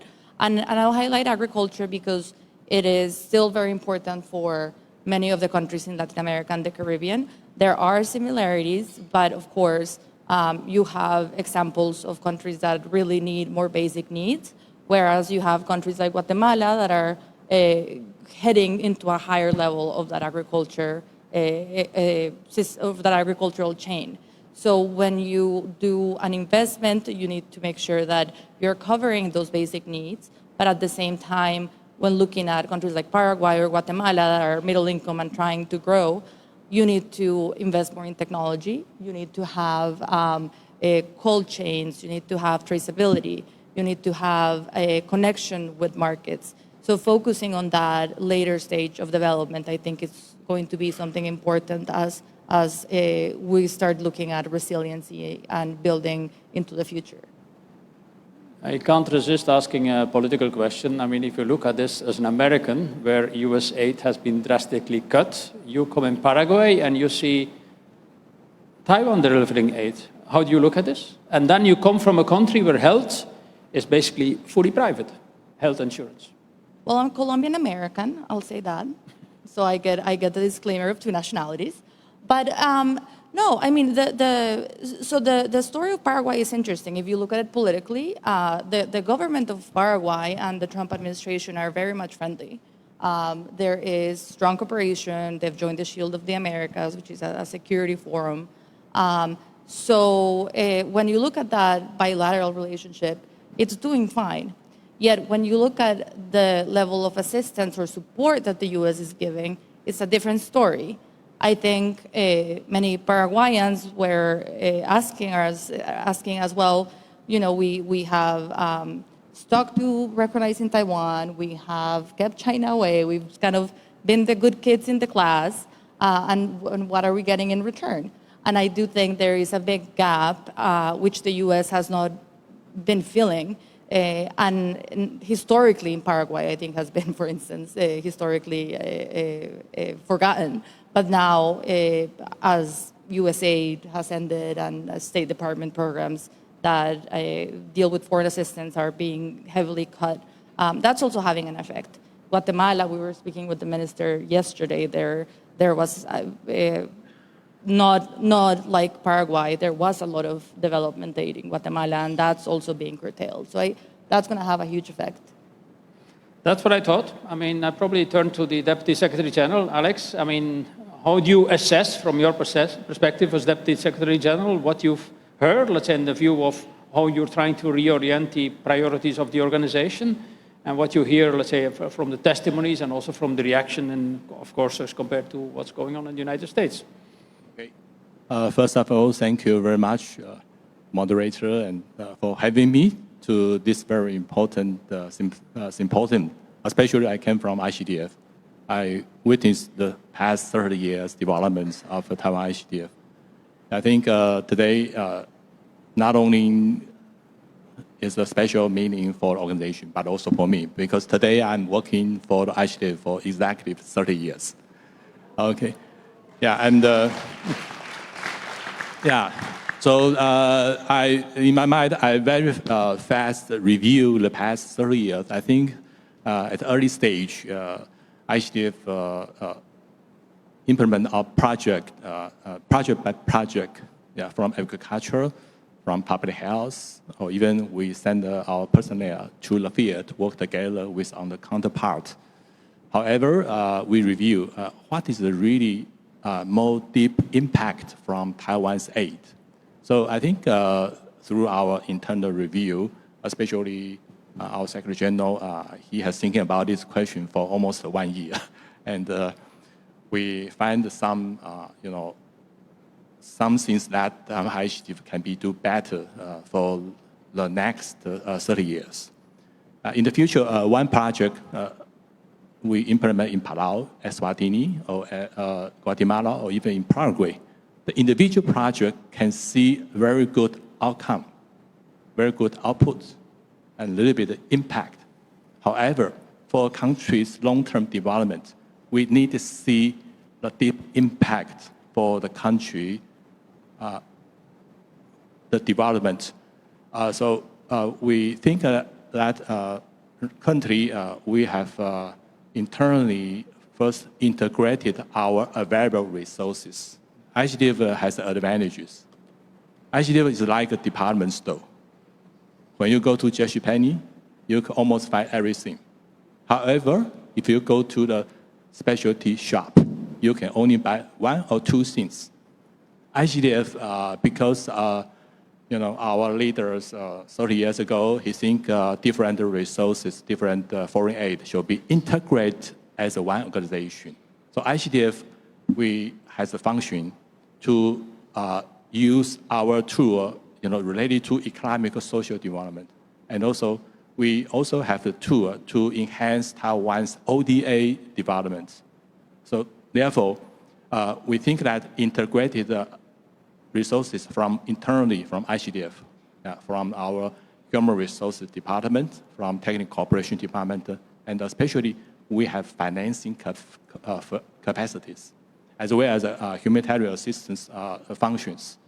And I give you several projects, how we use our new approach to implement our project in our partner countries. For instance, regarding the integrations in Palau, in the past, we have dispatched our aquaculture specialists stationed there for many years. They can produce good milk fish, rabbit fish. However, in terms of the total demand, it's not still enough. So we think about how to provide the deeper impact for Palau's marine ecosystem and also for marine's sustainable blue economy. And therefore, right now we still have an aquaculture project. Our specialists work in daily basis with your counterparts. And also we now has another project, use the Taiwan's digital advantages. It's called the Coast Fishery Management, Coast Resources Management Project. The project, we integrated resources not only from Taiwan Institute, but from Taiwan's National Space Laboratory, from our National Taiwan University, National Zhongyang Universities. And they provided us the technology like remote sensing like GIS, and integrated with our private sector. private sector provided the AI system, automatic identification systems. We install this system to the vessels. Why? Because IUU is a serious problem in Palau. What means IUU? Illegal, irregulated, unregulated, and unreported legal fishing. Yeah, so through this kind of digitalization mechanism, right now, I think in Palau, fish like rabbit fish, like milkfish, I think the broodstock, our people, flow to the ocean, and through the monitoring system, the illegal fishing right now become little more less. And gradually, I think the ecosystem, the coastal ecosystem, will be restored as usual. Yeah, so that is integration Taiwan's different kind of mechanism and the project. Like in Eswatini, before we sent our handcraft specialists stationed Eswatini almost more than 20 years. Yeah, and also we have agricultural specialists, we have livestock specialists, we have poultry specialists. For these assist farmers, after we provided very dedicated technologies, what's the next step? They don't have money to provide it, to improve their farming. And so ICDF provided microfinancing, women microfinancing project. And this project goes quite successfully. This morning, the opening ceremony from our chairman, Dr. Lin, he mentioned a lady, her daughter is called Taiwan. Why? Because she directly benefited from our project. Yeah, so that is integration of our available resources. For instance, in Guatemala, and also another way to make our project more impact, we should be, the project should be reputable and can be scaled up. Yeah. We have implemented the river, the Betis River early warning system project for the last 7 years. And because of the project has already successfully controlled all the flooding from the upstream to downstream of Betis River. So we think our experience can be replicable, can be duplicable to Guatemala. So in central part of Guatemala, there are 4 cities use our early warning system to prevent the landslides when the heavy raining happened, especially the climate change. Guatemala also quite influenced by the climate change.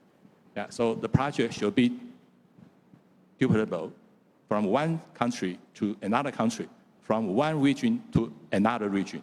Yeah, the third, we reviewed that the project should be not only implement 3 or 4 years and finish.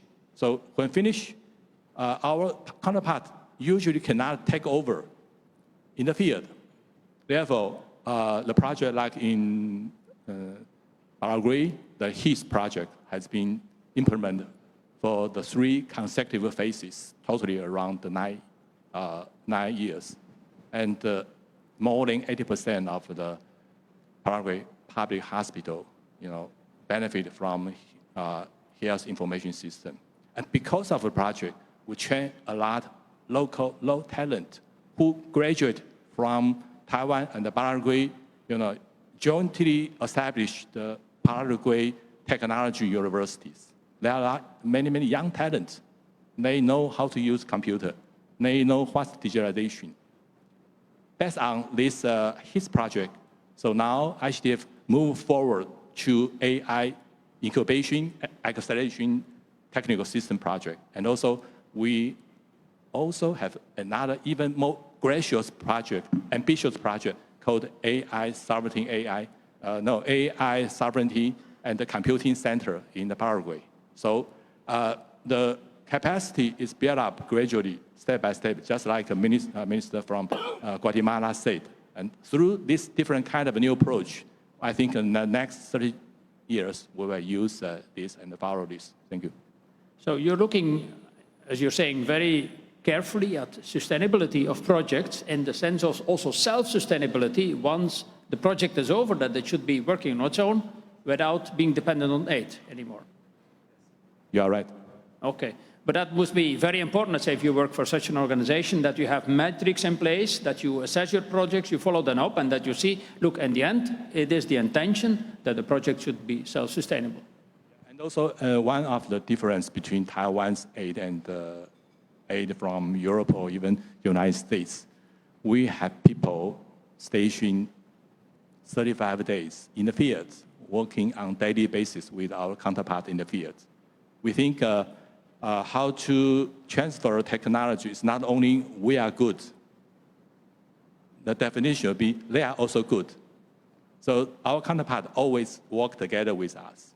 When we manage a project, when we manage the organization or administration, they see how we do. Yeah, and after a certain period of time, of course, the capacity building automatically transfer from Taiwan's team to our counterpart team. Yeah, that's a difference. And for countries like I mentioned, different region, there are a bunch of budget, but there are no people, in the field to work with local counterparts. Okay, interesting to hear, because we also work as a think tank with a donor, which is in that case the European Commission, and we sometimes complain by far too much administration and far too little effective follow-up. So nice to hear that. Anyway, we turn back, let's say, to the country delegates. Let's say for a second series of questions, I'll probably go back to the representative from Eswatini. I mean, looking more towards the future, where what Taiwan, from your perspective, should prioritize. And I mean, in the context of what we just described, let's say deeper cooperation, innovation, strengthen governance capacity of projects, more social inclusion, more resilience. So, Minister, how do you look at this from Eswatini? Let's say, what, if you can dream, what should they do towards the future? Because you see the problems on a day-to-day basis, and then you say, look, that's what Taiwan should do. Thank you very much. I think, again, one of the things that truly excites me and His Majesty's government in the nature of the partnership with ICDF is that they structure the interventions from the voice of the customer, in this case, Eswatini being the customer. And I think this is really commendable because it speaks to our strategic intent and then resolves the problems in an incremental fashion based on the examples, rather the example I just gave now. But your question is that going forward, then, what excites us? In the Kingdom of Eswatini, we are now transitioning towards inclusive industrialization. And we want to build a smart industrial park, an innovation industrial park that is going to leverage on the capacity and skills that the government of Taiwan has been investing in our people. There's thousands, not hundreds, thousands of young people right now that have been trained in this country across different disciplines, across various sectors, whether it's the pharmaceutical sector, whether it is the energy sector, whether it is, manufacturing, engineering. There's been a very broad spectrum of capacity building that ICDF and the Taiwanese government has invested in intentionally. We are now at a point of saying then, how do we create an environment that absorbs the skills so that when they get back home, they make a difference? So the project that we are now venturing into with ICDF is to establish what we call a Taiwan Industrial Innovation Park in Eswatini. It's a project that His Majesty as well as the President of Taiwan have actually launched formally. We are now going through the mechanics of how all of that capability building is going to be absorbed into an industrial legacy but driven mainly by Taiwanese investors who are going to be getting into Eswatini to see how they can then start exporting products that are made in Eswatini to the region. Now, please understand, we already have a number of Taiwanese companies operating in Eswatini that exports all the way to the US of A using AGOA, and to the African continent using what we call the African Continental Free Trade Area. But we want to now climb up the value chain and look at how we beneficiate and end up with quality products so that the quality of employment and therefore the lives of the people in Eswatini meet His Majesty's vision for the people of Eswatini to be ultimately lifted out of poverty. So ICDF is working very, intentionally hand in glove with the Eswatini government to transition to this, industrial revolution, as I call it. And this project is one of the ones that I think is going to be a benchmark to look at when it comes to development assistance from ICDF. Okay, very clear. I mean, skills, people, intangibles, things which, you hope they are there, let's say, but you cannot really quantify. I mean, of course, you could quantify it to some degree, but it's not easy. You hope, let's say, you can have this upscaling of skills in the population. A very simple answer. The same question to Minister Barnoya from Guatemala. How do you look at it from your perspective? What are the things you would prioritize if you were to be sitting at ICDF and giving aid to, for example, Guatemala? What is your priority? Well, probably considering the current scenario in Guatemala would be building a sustainable, resilient healthcare system. That will require, first of all, time, second, funding, money, and last but not least, and probably the most important, political will. Sustainability will always be an issue. And again, I think among the few things I can think that determine the sustainability is the financial structure, the political, and then finally the social commitment and empowerment. Whatever project we embrace needs to be owned by the community. And Dr. Wan mentioned among the pillars of the Taiwan model, community involvement. The more we involve communities and take communities be part of the project from early in the stages, I think the more likely it is to be sustainable. The other issue that we need to worry about is competing priorities and competing interests. There's only so much money that international donors can provide. There's so many countries with so many needs. So we need to realize that there's always going to be this competing interests, competing priorities. So we need to make sure that we're looking for the low-hanging fruit and where we could get the high return for the better investment. Okay, very clearly. So it's more money, time, let's say practical issues. I turn to the representative from Palau. How do you see it from your perspective? What is, if you look at them, what should be your priority for the future? Thank you for the opportunity. Palau has got a lot of things going on with ICDF, and I'm so happy and proud of that. Currently, ICDF is working with in Palau, women do the farming, and so they're working with our women on taro. So now they're moving into taro flour.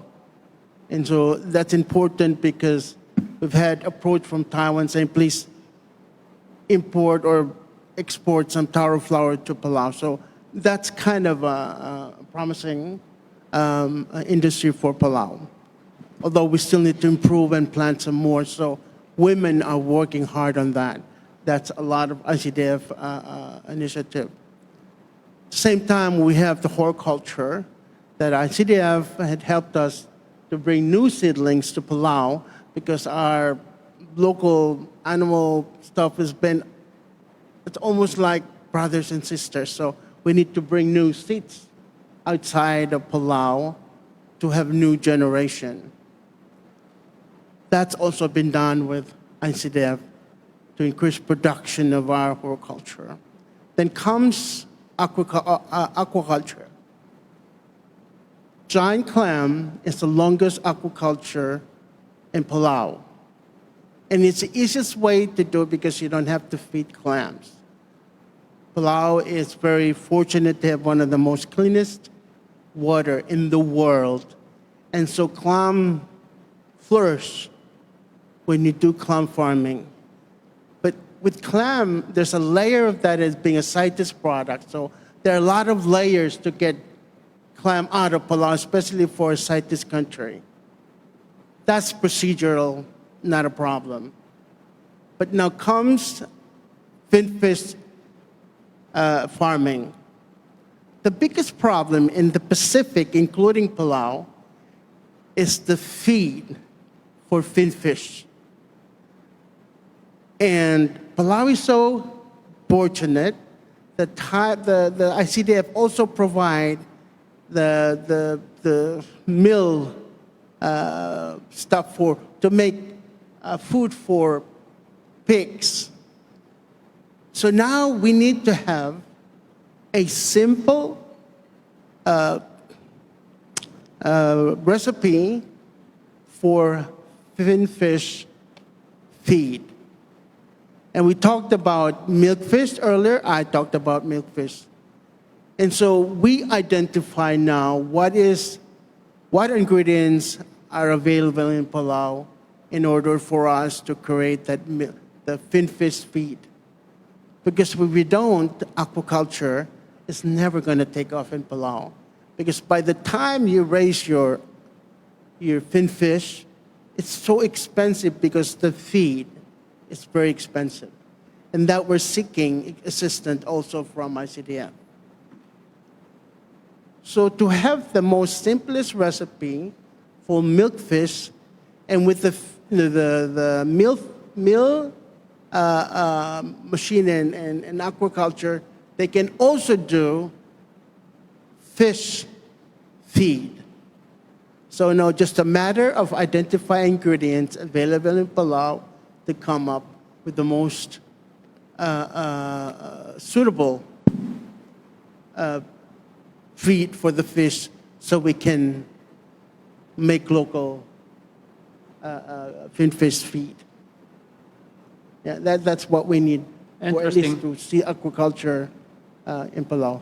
Interesting to hear that. Let's say probably Juliana can react on that. I mean, you see three totally different reactions. So one says skills, the other one says political will, and let's say we need to have the governance and we need to have the money. And then the third person says, I mean, the representative of Palau, no, we need to have one specific thing. We need to have the feed for the fish. Meaning, can you develop a development policy if you see this?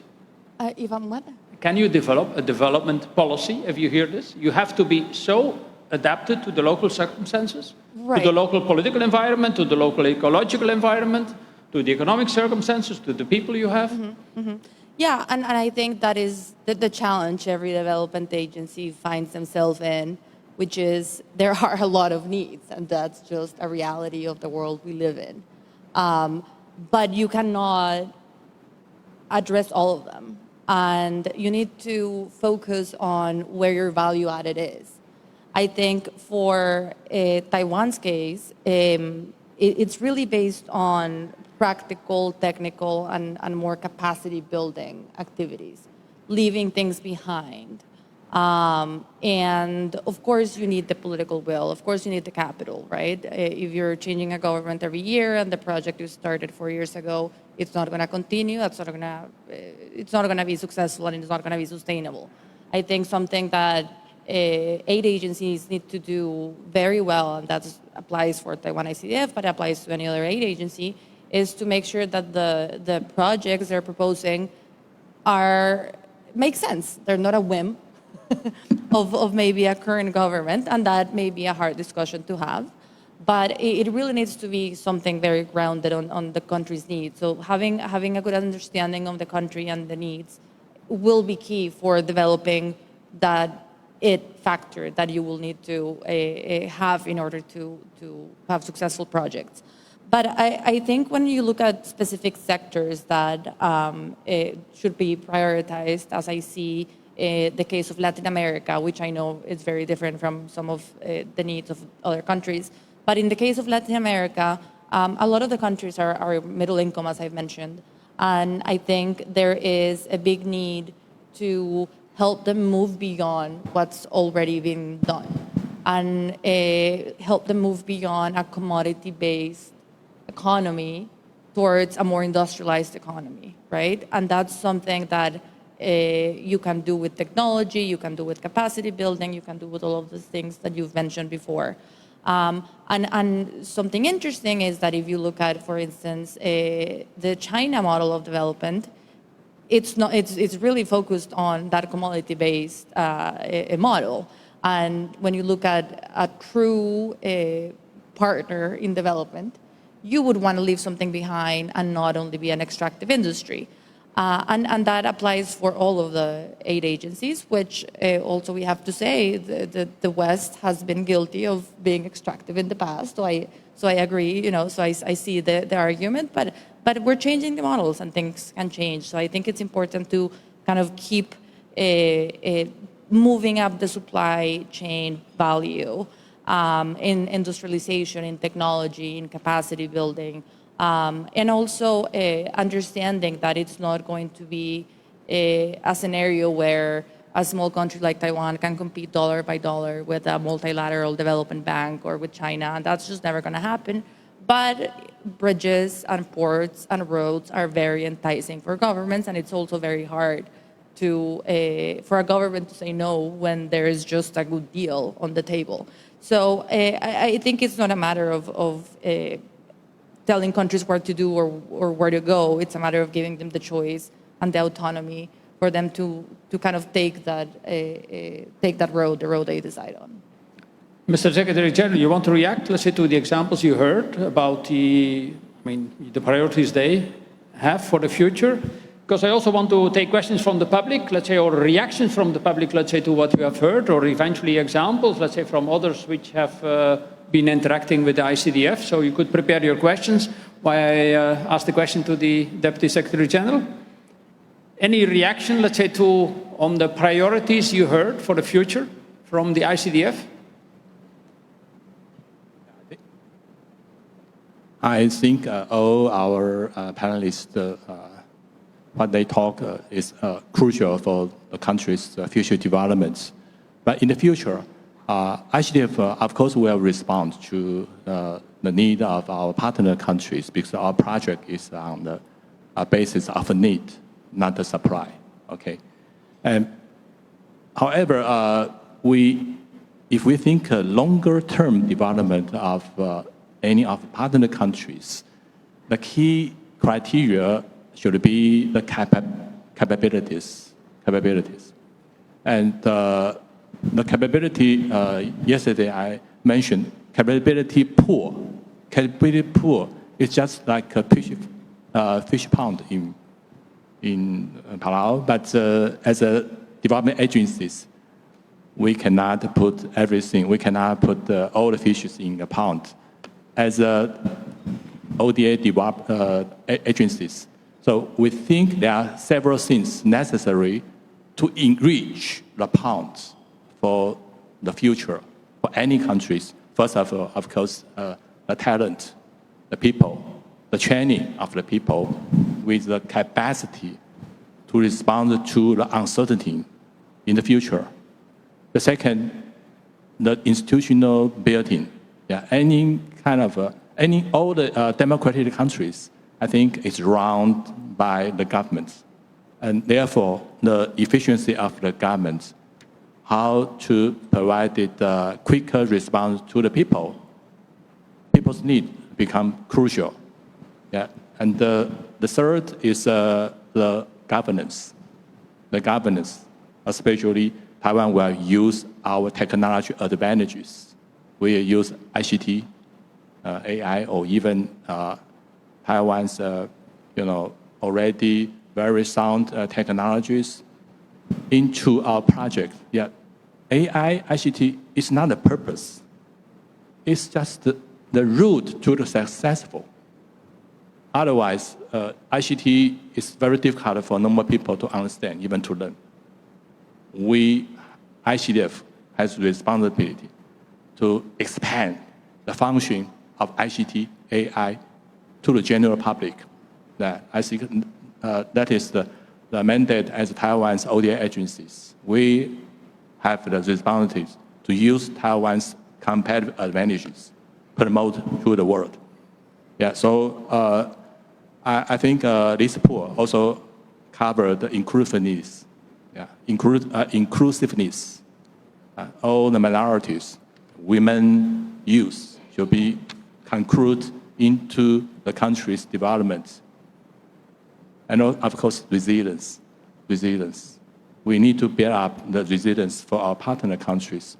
When they face the uncertainty, they have a capability to make a choice, how to adjust, how to adapt to the outside natural disaster or outside risk to make a country can be smoothly continuous moving forward to the successful road.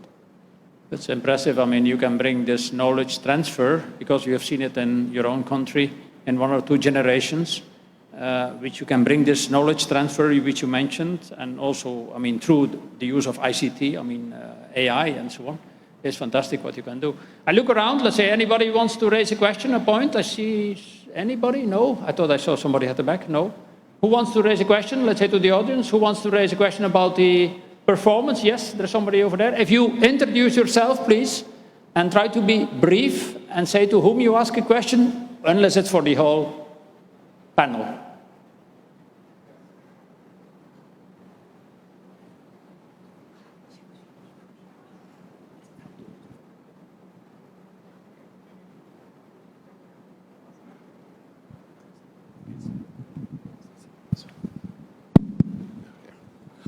Yeah, thank you very much, and thank you to the presenters. I think you have made the issues that Taiwan ICDF doing in terms of development in the countries where they operate.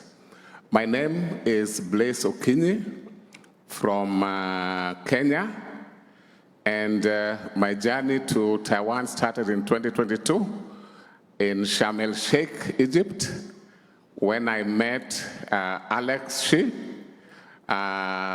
Yunting Sen, and Regine Liu. Yeah, I think they are here.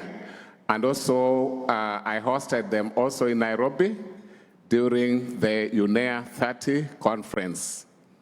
Now, my question is to ICDF.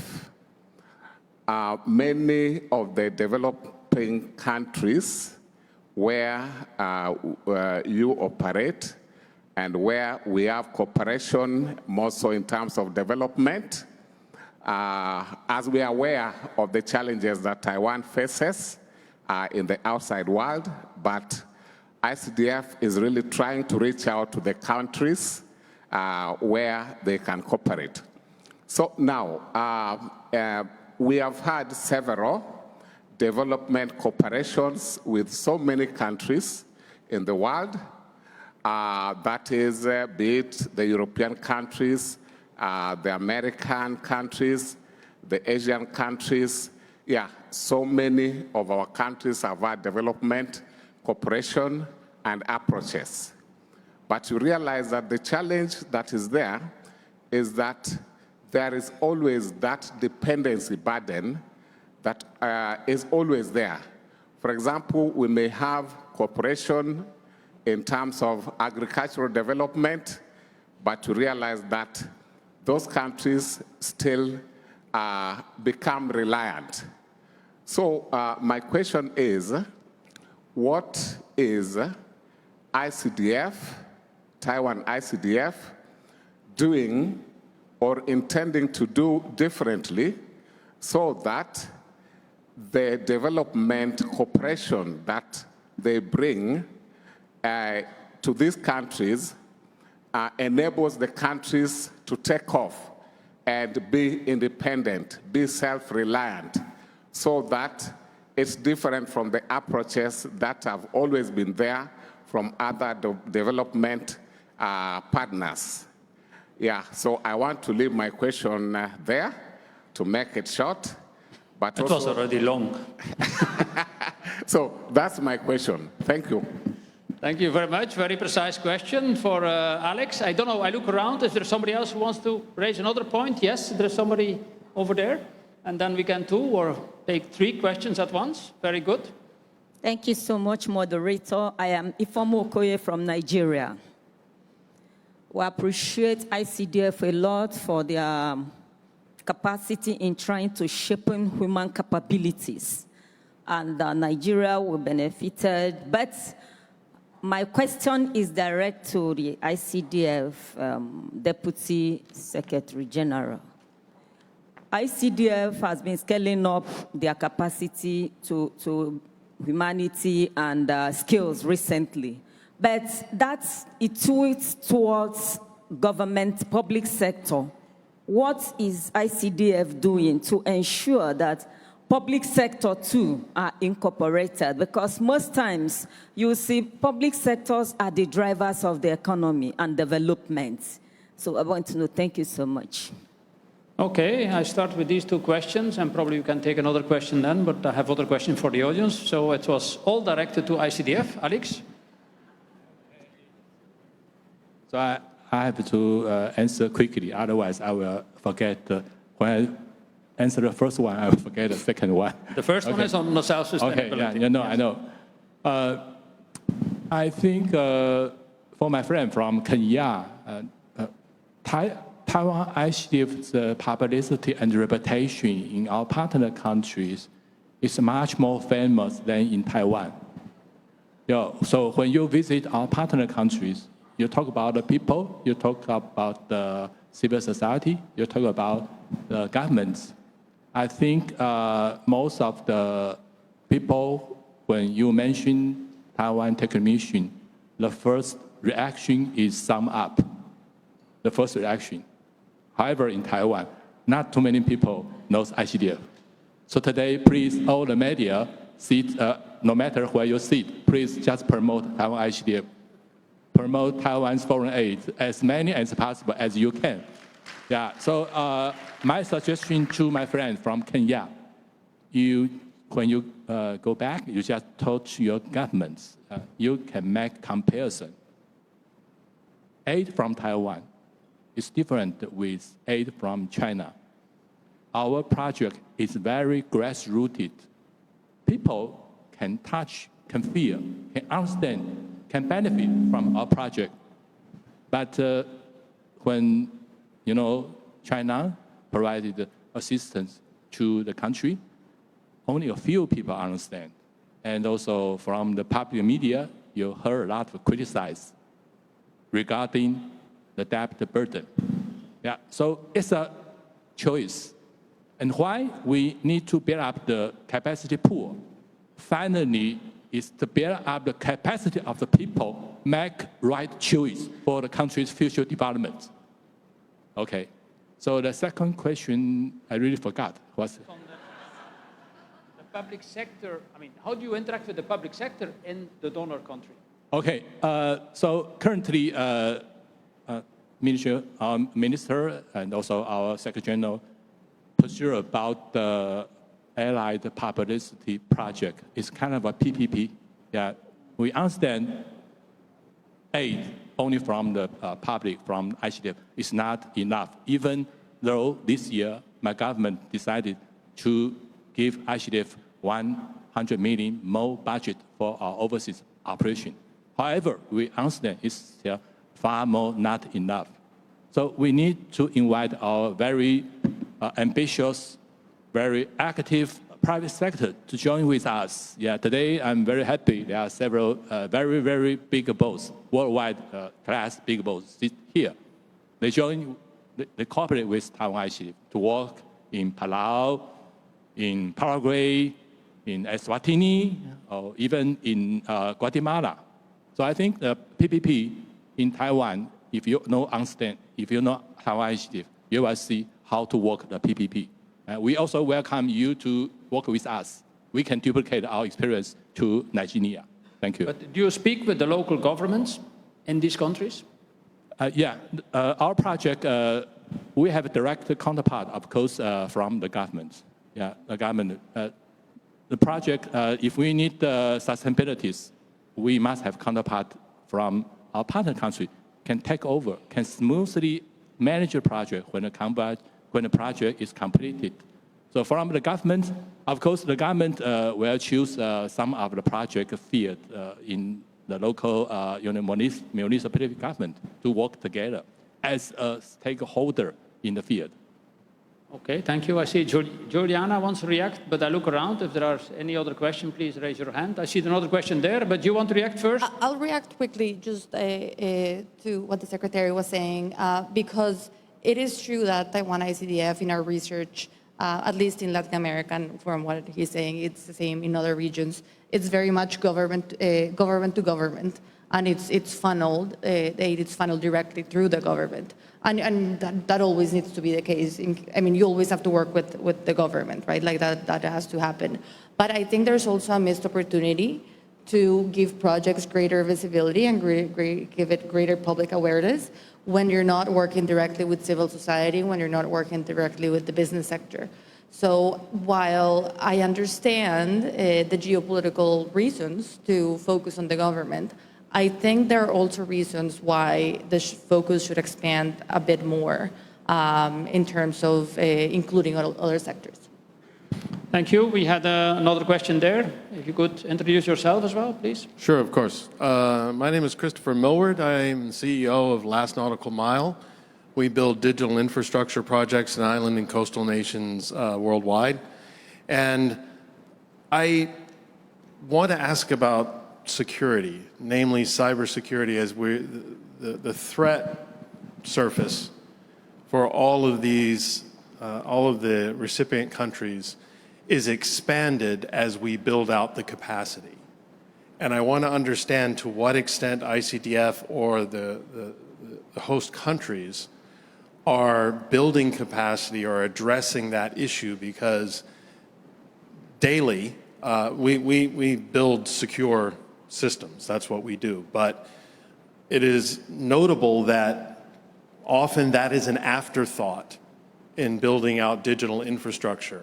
And when it becomes an afterthought, it becomes an unmanageable threat long term that I think these countries are poorly, these recipient countries are poorly equipped to deal with. So I'd be interested in any of the panelists addressing that issue. Yeah, certainly interesting question. If you think, for example, about cyber finance in Sawatini. Yeah, and we can relate directly to that. We just have some cyber attacks to the government recently, and it's like changing a flat tire in a moving car. We have outdated software and hardware already. And now on top of that, you have cybersecurity threats. So now you have to update both your hardware and software, but on top of that, make sure these are safe. That takes money, time, and also engagement from the users. You know, for the most part, I mean, I see a lot of gray hair here. We're very resistant to technological change. And a couple of weeks ago, I tried to log into my email in my cell phone, and they asked me for another level of security. I called the IT guy, I said, what's wrong with here? Like, well, you asked for more security, now you have more security.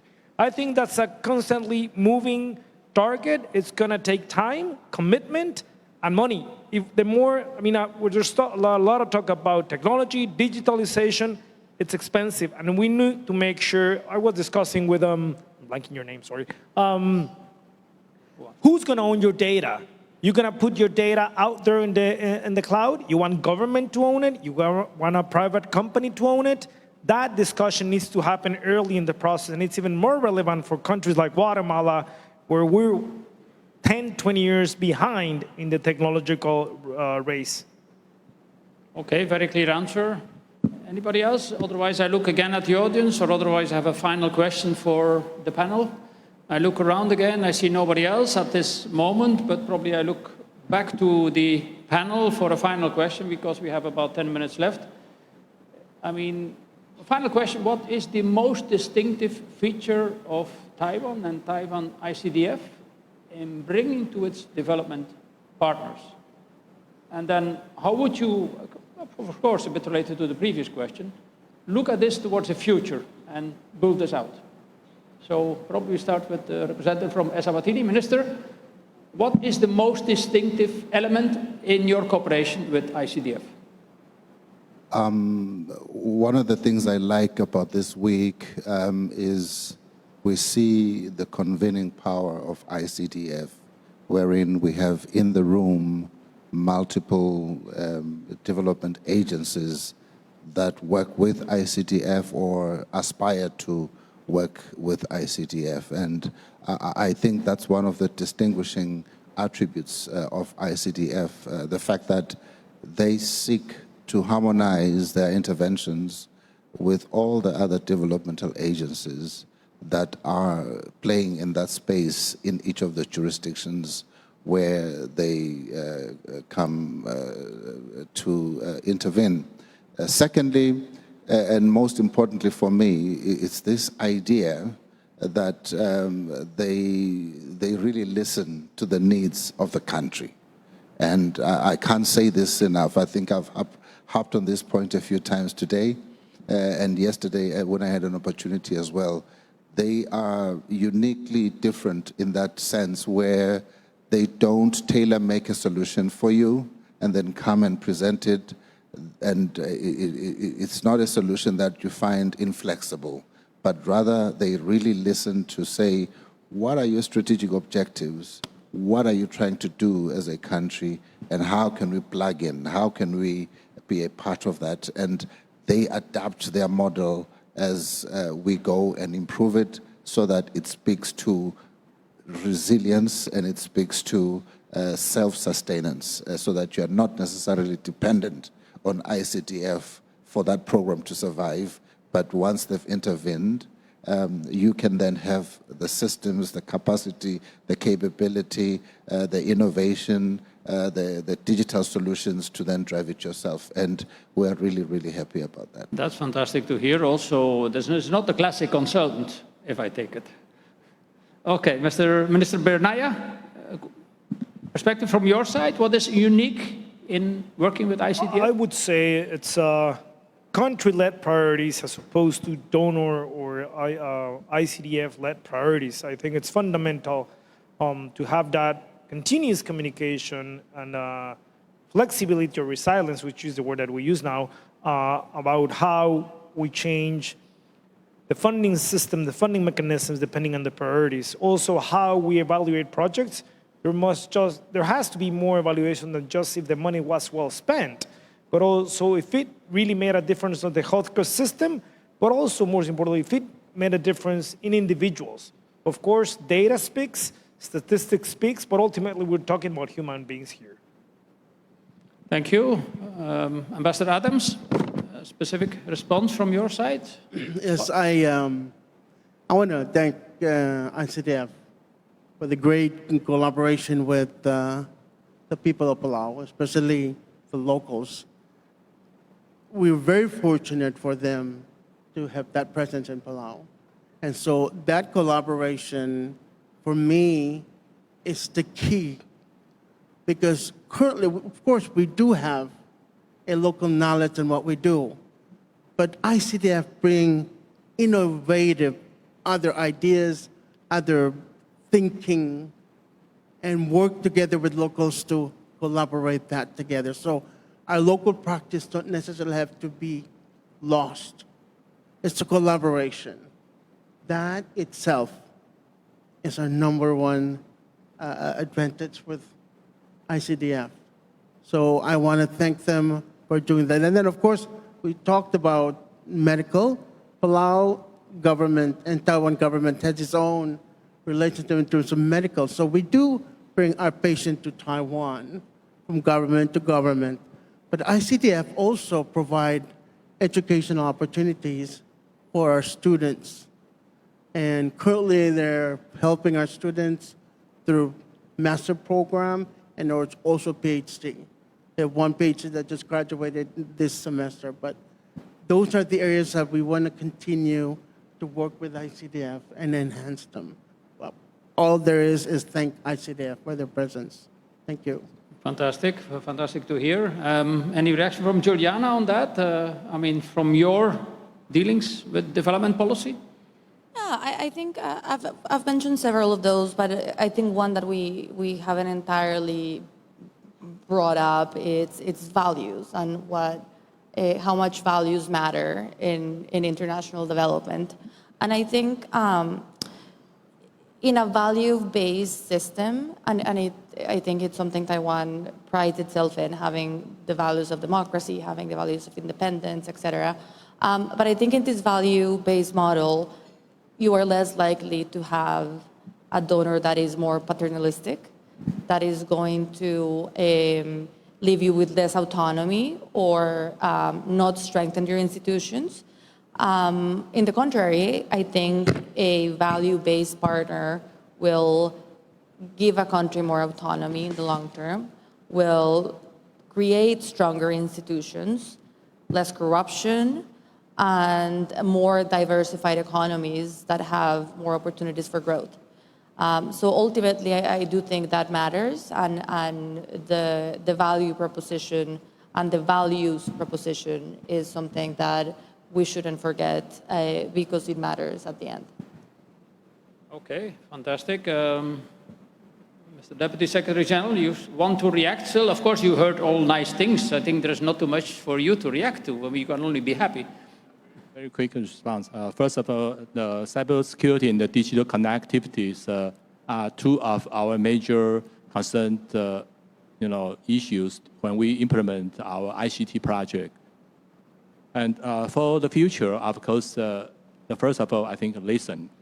We will continue to listen our partner, our ally country, our partner country, what their need. And internally, we are continually to improve our operation with more efficient, effective ways and deliver more valuable product for our partner countries. So that is what I think in the future I wish we can continue to do for our partner countries. Okay, thank you. That was a very interesting panel. If I summarize what I take away, certainly very many positive messages, but I take away, let's say, that what ICDF does, let's say, is focusing, bringing skills, bringing people, bringing expertise, bringing know-how, but also bringing time and money. And then, of course, sometimes the difficulty is interacting with local politics, which may be a problem, but that is part of the game, I would say. But also, the focus on self-sustainability, the practical effort, let's say, the capacity to review projects, which is important, let's say, but also, yeah, as I said, self-sustainability is a very important element that you give aid, but the intention is, let's say, that the country in question or the community in question can, in the end, let's say, scale up and be ready to face, eventually without aid, the projects in which we were co-financed before.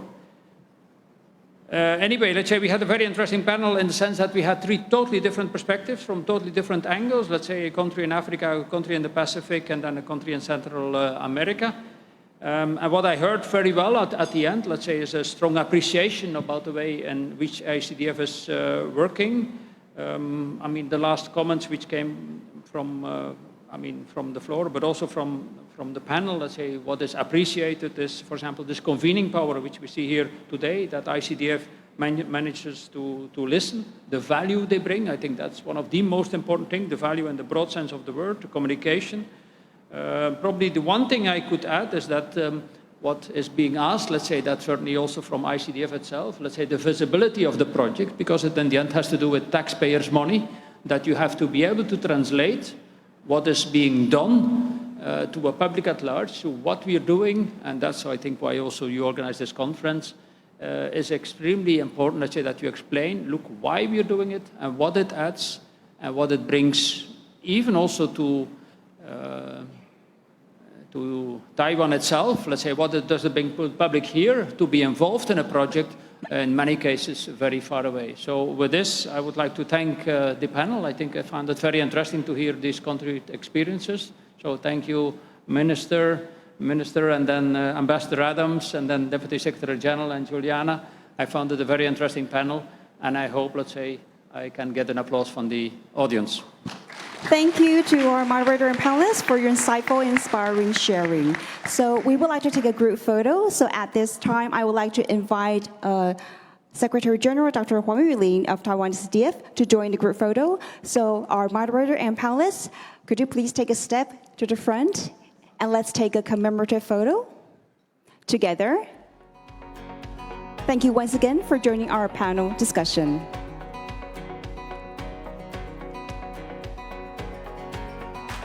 All right, so let's take a photo together.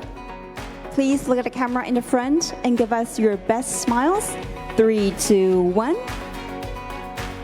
All right, how about give us a thumbs up for the photo shoot? A thumbs up, wonderful. All right, camera in the front. Thank you. One more. All right, thank you very much. Distinguished guests, we will now take a 15-minute coffee break. Refreshments and beverages are available in the reception area outside the venue. Please feel free to help yourselves and take this opportunity to network with fellow participants. As the reception area has limited space, we kindly encourage guests to take your refreshments back to the venue and continue networking inside in order to maintain a comfortable environment and smooth flow of movement. The symposium will resume promptly at 4 p.m. We kindly ask all distinguished guests to take note of the time. Thank you.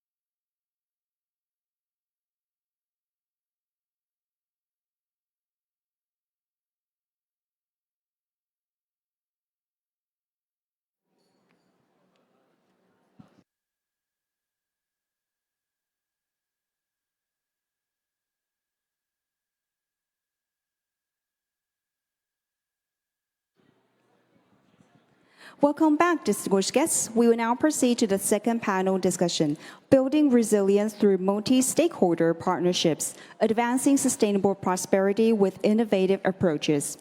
Amid the multiple challenges posed by climate change, digital transformation, and geopolitical tensions, how to integrate diverse stakeholders, including governments, businesses, financial institutions, and international organizations to jointly advance sustainable development has become a key issue today. This session will focus on how, through international cooperation, sustainable finance, digital innovation, and public-private partnerships, multi-stakeholder collaboration can help build a more resilient and inclusive future. Before we begin the discussion, we are honored to share a special congratulatory video message from Mr. Patrick Huber, Acting Deputy Director of the U.S. EPA's Office of International and Tribal Affairs. Please join me in watching the video. 请播放影片. Good morning to all the distinguished delegates joining today's milestone event.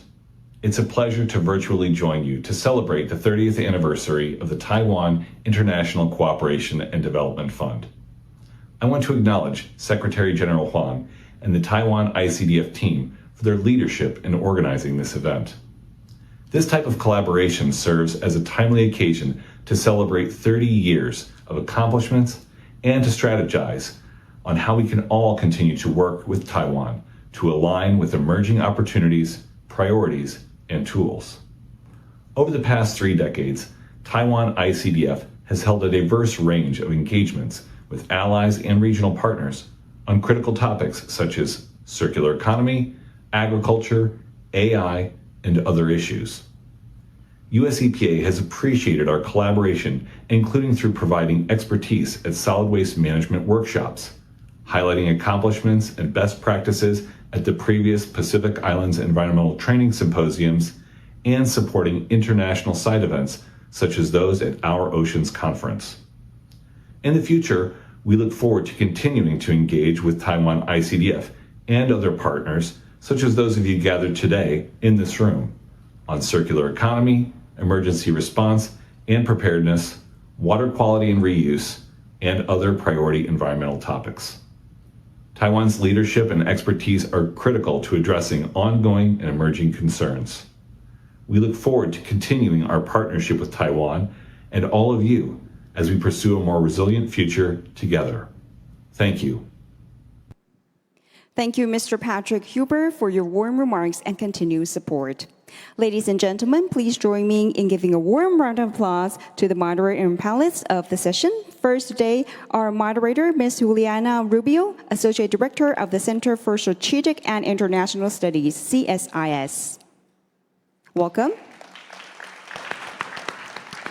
We are also pleased to welcome the following panelists: Mr. Hans Ludwig Buhuns, Indonesia and ASEAN Country Director, Deutsche Gesellschaft für internationale Zusammenarbeit, GIZ. Welcome. And also Ms. Andrea Kivi, Chief Executive Officer, Estonian Center for International Development, ESTEF. Welcome. Mr. Drasvan Albu, Principal of Telecommunications, Media and Technology, European Bank for Reconstruction and Development, EBRD. Welcome. And Mr. Stein Shi, Chairman of PORIMA.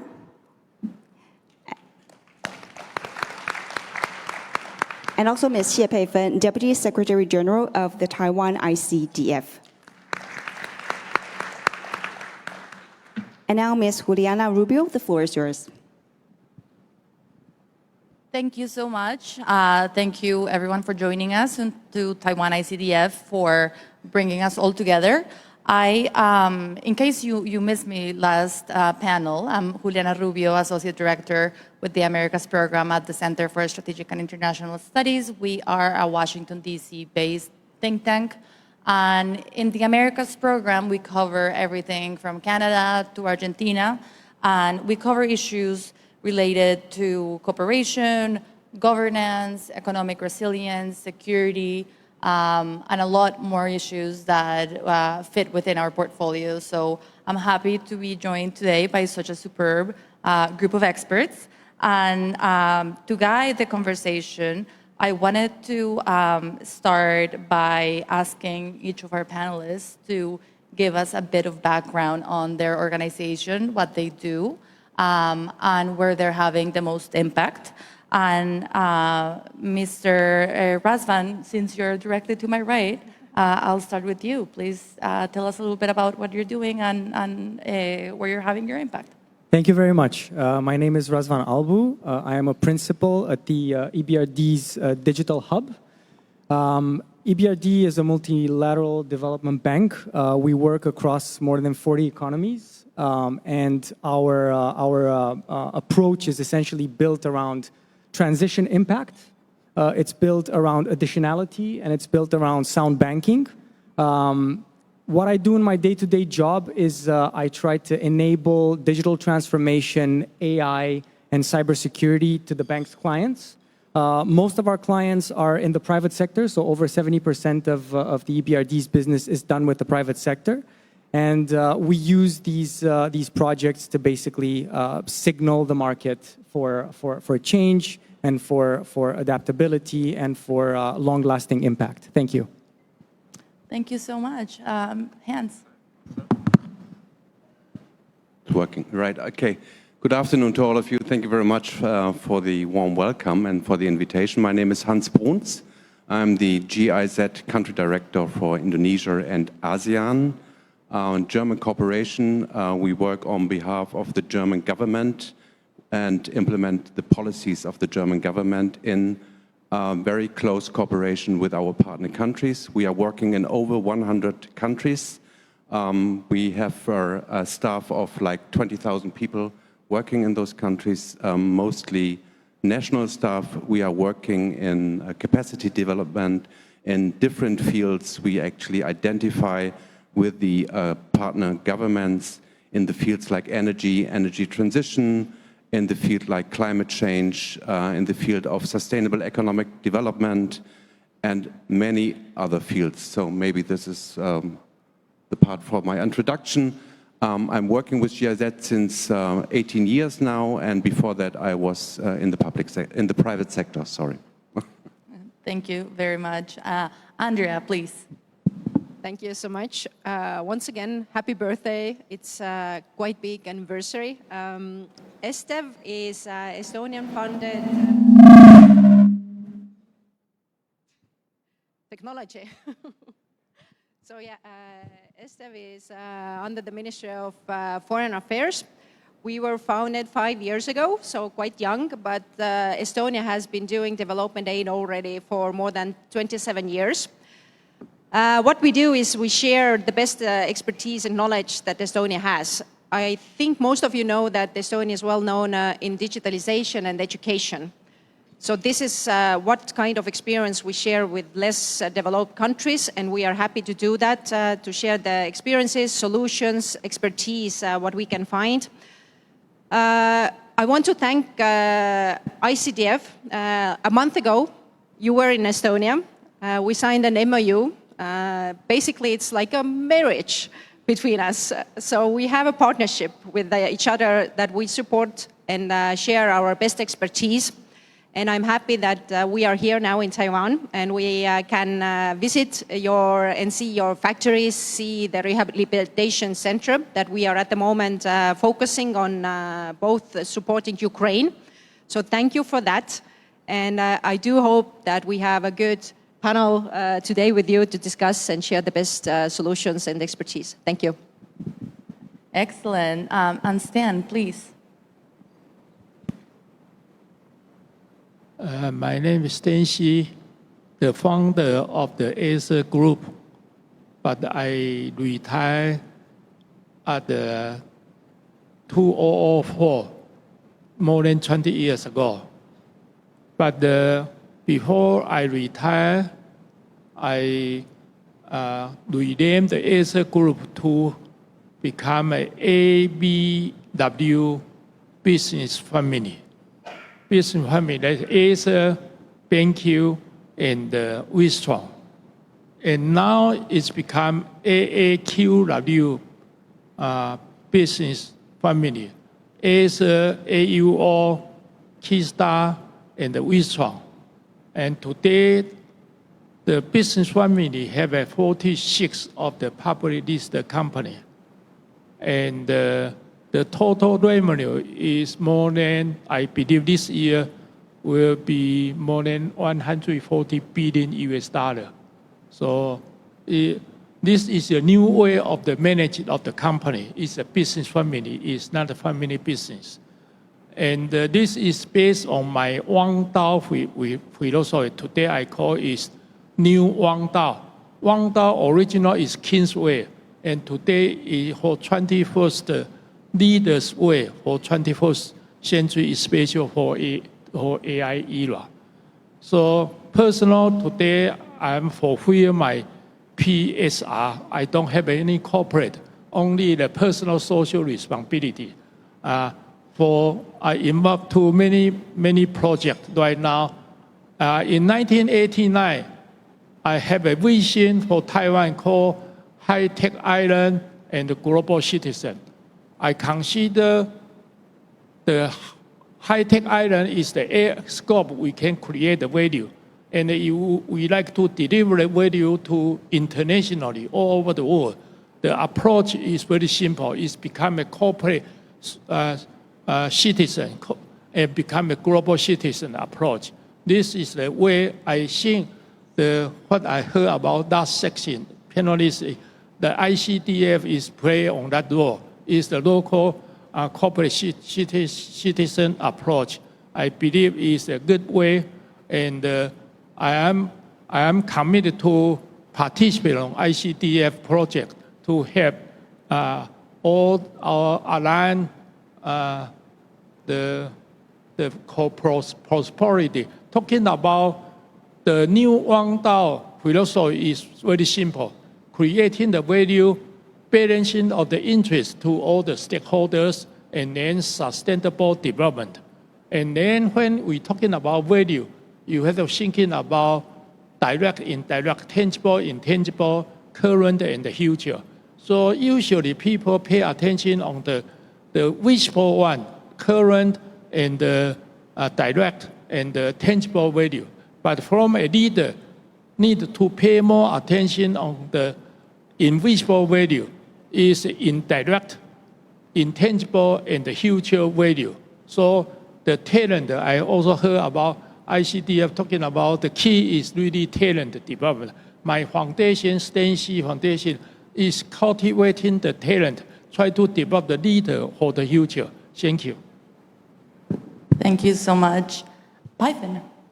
Yes, thank you. Good afternoon, everyone. I'm Pei Fen Xie, Deputy Secretary General of the Taiwan ICDF. So as you all know, today we celebrate our 30th birthday. So we have been working in many countries, including currently, we have 22 missions in 21 countries.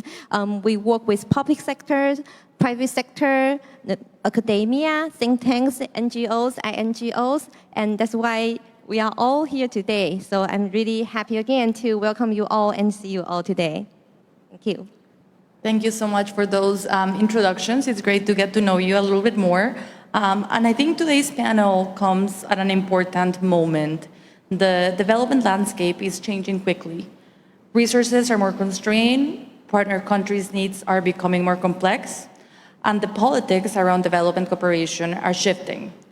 That makes the question of how different actors work together even more important. And that is what brings us today. Panel number 2, Building Resilience Through Multi-Stakeholder Partnerships. And to start off the conversation, I wanted to start with you, Razvan. Development finance is increasingly emphasizing bankability, blended finance, guarantees, and private capital. How do you make sure that projects are not only financially viable, but also sustainable and helpful for long-term development? Thank you very much for the question. So in the case of the EBRD, I think this is built into the model that the bank operates on. As I've said earlier, basically we have 3 principles that we use in every single transaction that we do, and that is to generate transition impact, to be additional, and to respect sound banking principles. And we attempt to help our economies become more competitive, better governed, more resilient, more inclusive, greener, and we do so by combining financing with policy dialogue, with concessional finance, with standards, and with, of course, private sector mobilization. And I think that, in the context of today's discussion, I would like to mention that public and concessional financing are very powerful when they are able to unlock new business. And the aim is therefore not to replace private markets, but rather to use the resources to create markets, to mobilize additional private capital, and to make sure that this supports long-term development outcomes. And of course, our partners of Taiwan ICDF are instrumental in providing such resources for us. And we use those to basically build long-term sustainability across the project that we invest in. Okay, thank you so much. Hans, turning to you, GIZ has worked extensively on climate resilience, net zero transition, and technical and vocational educational training. You work in Indonesia and the ASEAN countries. What lessons from that experience are most relevant for countries trying to build that resilience while still prioritizing job growth and job creation? Thank you very much for the question. So as I said in the beginning, we are a state-owned entity. We belong to the German government. So usually our implementation is based on a strategy, a country strategy with the respective country. Yeah. So we build on this. It would be good to have a vision, but at least we need a strategy. So for example, when we look into Indonesia, there's a strategy for JET-P, so just energy transition, to actually avoid coal and coal mining until 2045. This is under the motto Golden Indonesia. This is actually 100 years after the independence from the Netherlands. So this is what it is based on, and here we support with capacity development when it comes to energy transition. It needs a very long commitment. We rather go for the long shot, and it needs also, a lot of, you also need to create awareness, of course, amongst your partner and your political partner, but also, of course, in the industry, right? Because there's, of course, a shift from a very labor-intensive policy to less labor-intensive policy. But they also need to understand that, for example, sustainable energy, renewable energy also creates a lot of labor and jobs, yeah, and can also generate income.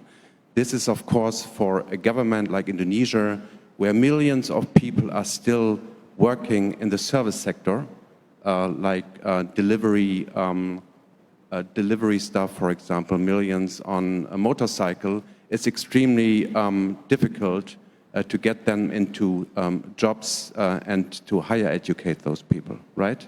So here we try to support when it comes to education, when it comes to labor migration, when it comes to technical and vocational training, but also digitalization, for example. It's a very long shot, I have to say that. We are not supporting with financial support. We rather do capacity development in different sectors. And yeah, this is what we hope for, that also the government in the future will lead to that, to their goal actually to become free of coal mining and coal fueling, right? And this also needs, of course, a very stable financing strategy in the future. Thank you very much. Thank you so much, Hans. And Andrea, turning to you, Estonia is seen as a model for digital governance, but digital transformation, it's also about trust, about institution, about public sector capacity. So what do you think are the most important lessons from Estonia's experience that could be transferable to other partner countries?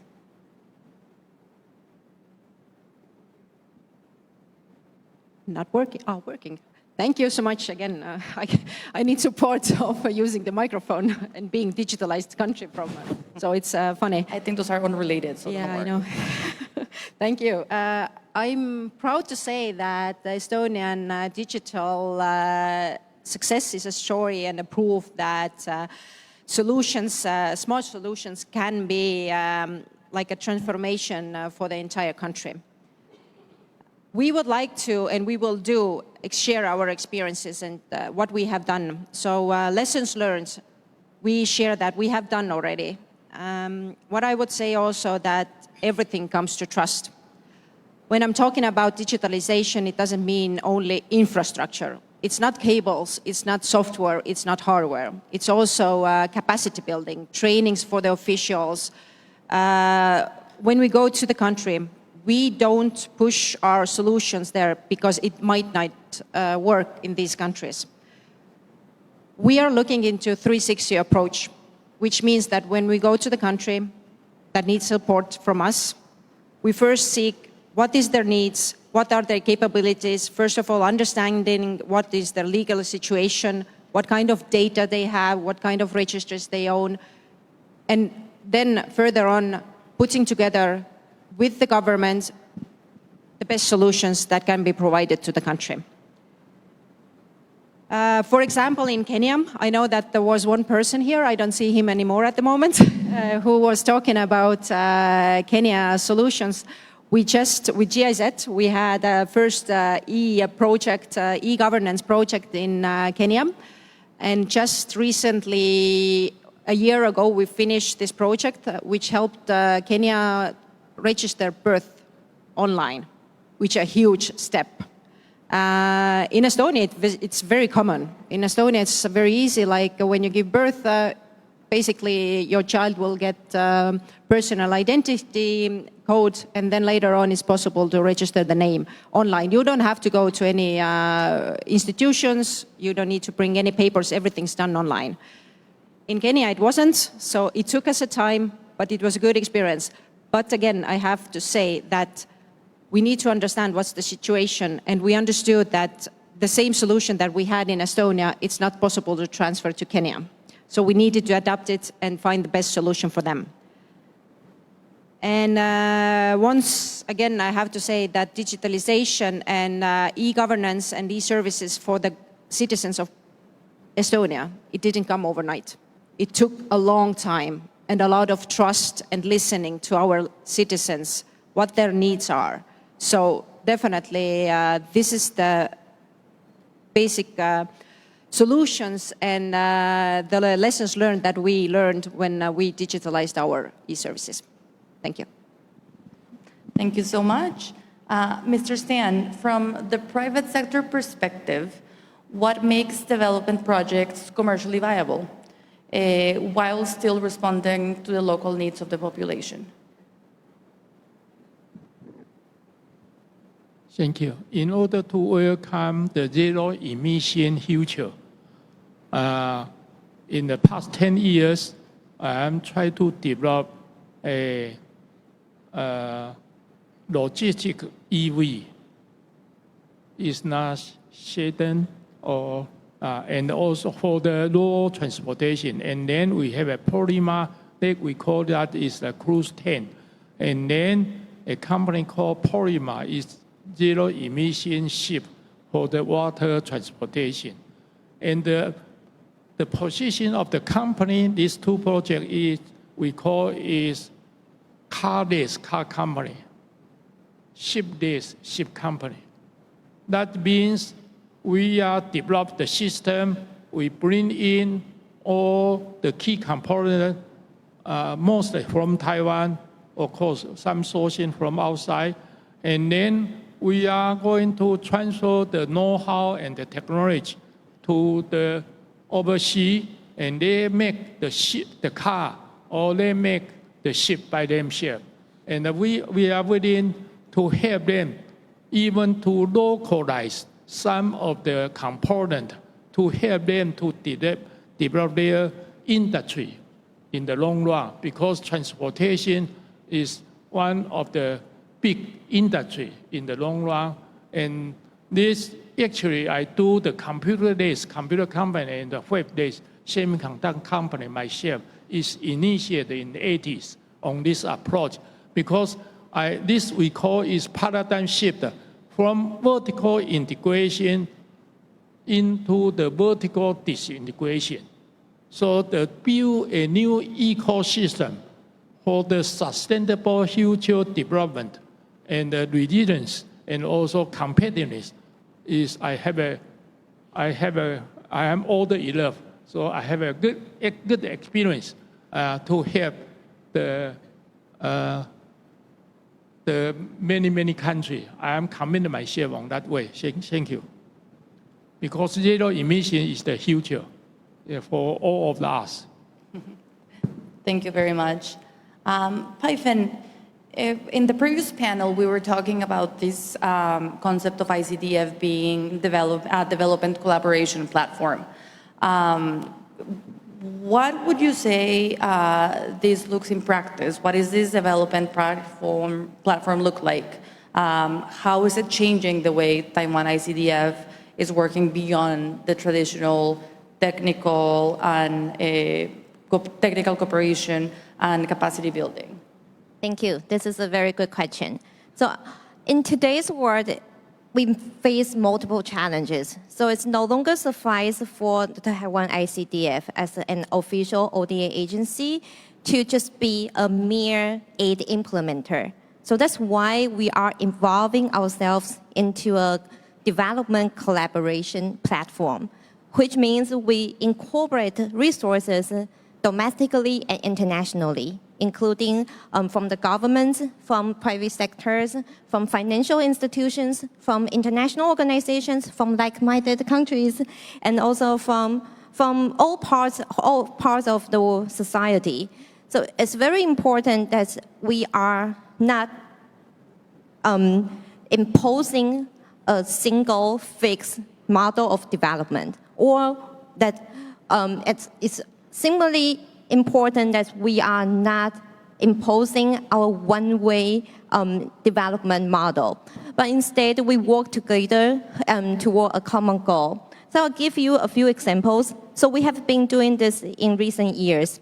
And we have been working with the United States in Paraguay, in Latin America, in Eswatini, in Africa, and also in Fiji, in the Pacific. So in Fiji, we have been working with the United States to develop an application for the primary healthcare workers there so that they can better serve the communities that lack the access to medical services. And the way we work with the United States is that the US provided the hardware and we provided the software and the capacity building, the training. So we can work together to better the lives of the Fijian people. And because of the success of the application we created, actually other organizations such as JICA also tag along this app to make better use of this application. So this is just one example that if we incorporate resources from different actors with different strengths, then we can create a better impact. And then we do not duplicate our work. We do not overlap our work in the field, but instead we work hand in hand, side by side, and then create a better impact. So that is why we mean that we are evolving into a development collaboration model where we invite different players, different actors, different stakeholders to work together with us. Thank you so much. And bringing in our theme of collaboration, I wanted to go back to you, Razvan.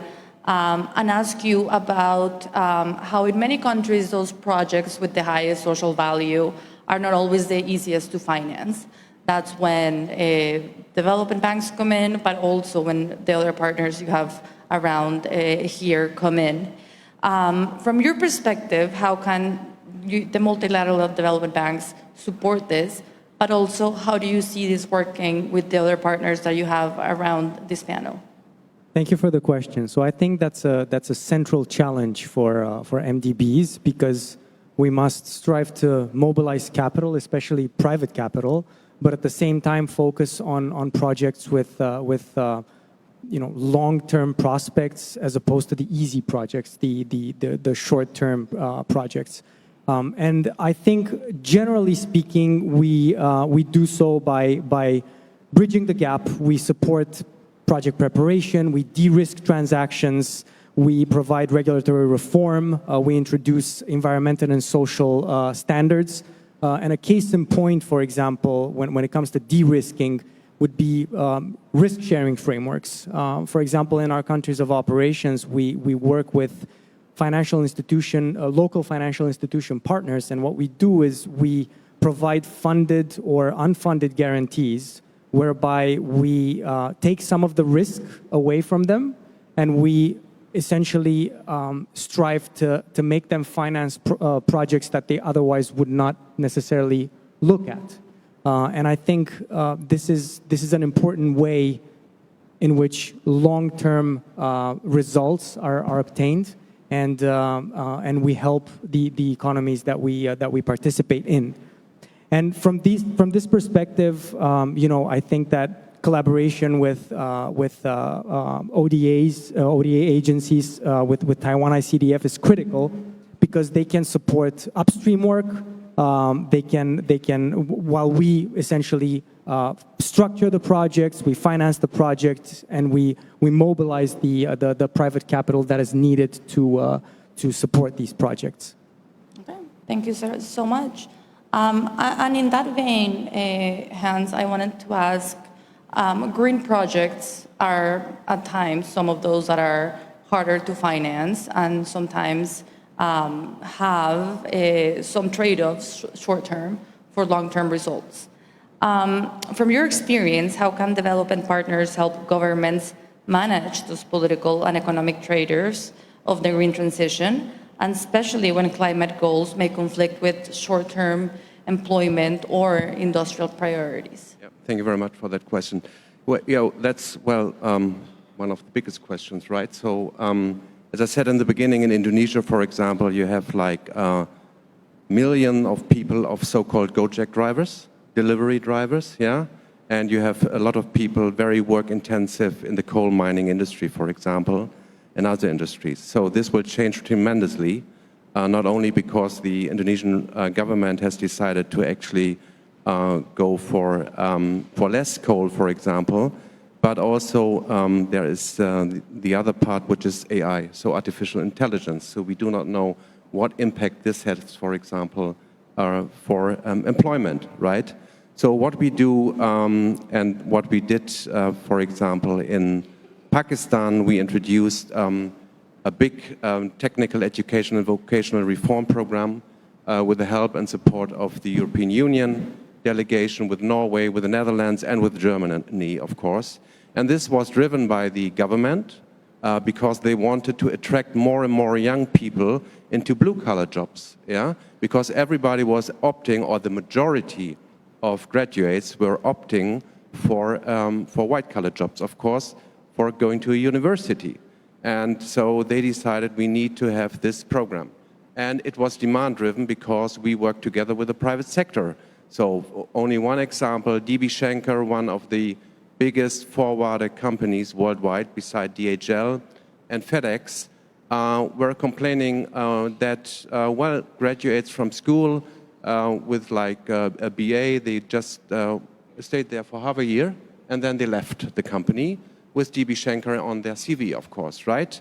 And so we designed together with DB Schenker a curriculum for logistic assistance, for example, for 1 year in-company training, and together with the vocational training center, for example. It was not the German dual system, although it's a bestseller still, yeah, but we introduced a CBT, rather a competency-based training, for example, which works in modules. And this project was extremely successful. And this is how you bring, of course, cohorts of young people, like in Pakistan, only 3 million graduates every year. In Indonesia, 4 to 6 million graduates from school. Somehow you give them a chance to come into work and to generate income. But this needs also a really lot of spending of the government into technical education and vocational training, and also the opportunity, for example, to at least support labor migration. So not as a brain drain, but see it also as a chance to bring those people, for example, to Germany or any other European country to actually qualify themselves to support the countries who have difficulties to find people in different qualification and bring them back after 5 to 10 years to their home country to support the economy as self-employment or as a company or whatsoever. Thank you very much. Thank you, Hans. Andrea, looking at maybe bilateral cooperation and looking at the experience of medium-sized countries, like it's the case of Taiwan and Estonia, how do you think Taiwan and Estonia could use their development experience as an advantage in international cooperation, especially when they cannot compete with these large-scale donors? Thank you, Elena, for this question. It's a really good question. Estonia is a really small country, only 1.3 million citizens. So we definitely cannot compete with, let's say, mega donors or huge donors and everything. So I think we have been talking internally, seeing what are our best expertise that we can share. It's not only about money, giving out aid. It's also sharing the best experiences, best solutions, best knowledges that we have had. I think that also, from our point of view, is that we are small. ESTEV is quite small agency, but we are effective. We are quickly adaptable to all kind of situations. I think that's the main thing from our side. And how we operate is that we can put our expertise in Team Europe initiatives. Estonia is well known. We have experts. We have experts, for example, still who have supported negotiations in European Union. So we can use them. Then we have expertise being also once the country who received development aid. So we still remember everything, how we did, what we did. Also, like I previously talked about, e-governance, e-services. So we recently just did the transformation.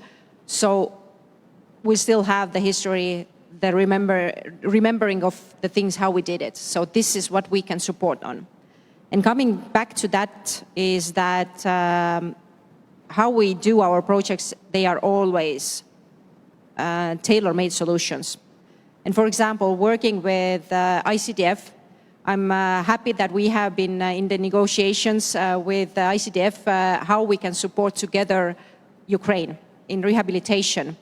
So we have the expertise, ICDF have the expertise, and also we're in the negotiations with Ukrainian side to understand what are their needs. So I think this is the best one, how we can, as a small country, contribute with. So this is how we operate. Thank you. Great, thank you so much. Stan, I wanted to hear a little bit about Parima's hydrogen power vessel technology, because I think it speaks to a great way to do sustainable tourism, to make transportation greener, and it's a way to ease the carbon transition. But what conditions would you need to have in a country in order to make these type of technologies work? How can these technologies be adopted locally, and what do local countries need? Okay, I'm the entrepreneurship. I enjoy doing something from nothing, 0 to 1, and a lot of navigation. So my motto is talking about challenge the difficulty, break through the bottleneck, create the value. What I am talking about is always talking about value, but the value is a lot of invisible value for the future. So this is my mission, try to doing something. 50 years ago, when I founded the Acer, because the microprocessor technology, today's AI based on the microprocessor computing power, I do for 4-bit, 8-bit initially. So we don't get any money. The money is $25,000 from the co-founder. And then nobody interested to invest. I found a way. Because every year we double our revenue, we need the owner's equity to grow. So I get the money from the employee. Employee, they take 20% from their monthly salary, 50% of their yearly bonus, and then 2 years they purchase the share of the company. Before 1984, 100% of the shareholder is employee, no outside investor until 1984. Okay, so this is so for many new initiatives, the money is important, but try to find a way. So right now I'm enjoying to put in the zero emission polymer ship to Taiwan, try to leverage the talent here, ecosystem here, try to build a new way. Because I'm a technology person, so this ship is repositioned as 20% ship, 80% of the technology. And today, I still have a difficulty to convince the investor to participate. So finally, I have to commit myself to make sure, demonstrate it can be work, new way, create value first. When you find a valuable one, then you can ask the professional to duplicate from 1 to n to multiple of the value. This is the approach. But the value, zero emission is the important value. But many politicians is not so critical. In the past, my experience is work with American company, and today I work with European company because Americans don't believe the climate change. So the technology is in the Europe. Sorry for that. That is the truth. So I work with European company, bring their technology to commercialize here and also industrialize here, and try to contribute to the global society. Actually, I know here is many ministers. I am not involved in the politician, but right now I'm the ambassador of the NICA. NICA is National Innovation Center for Aging. Anyone from UK here?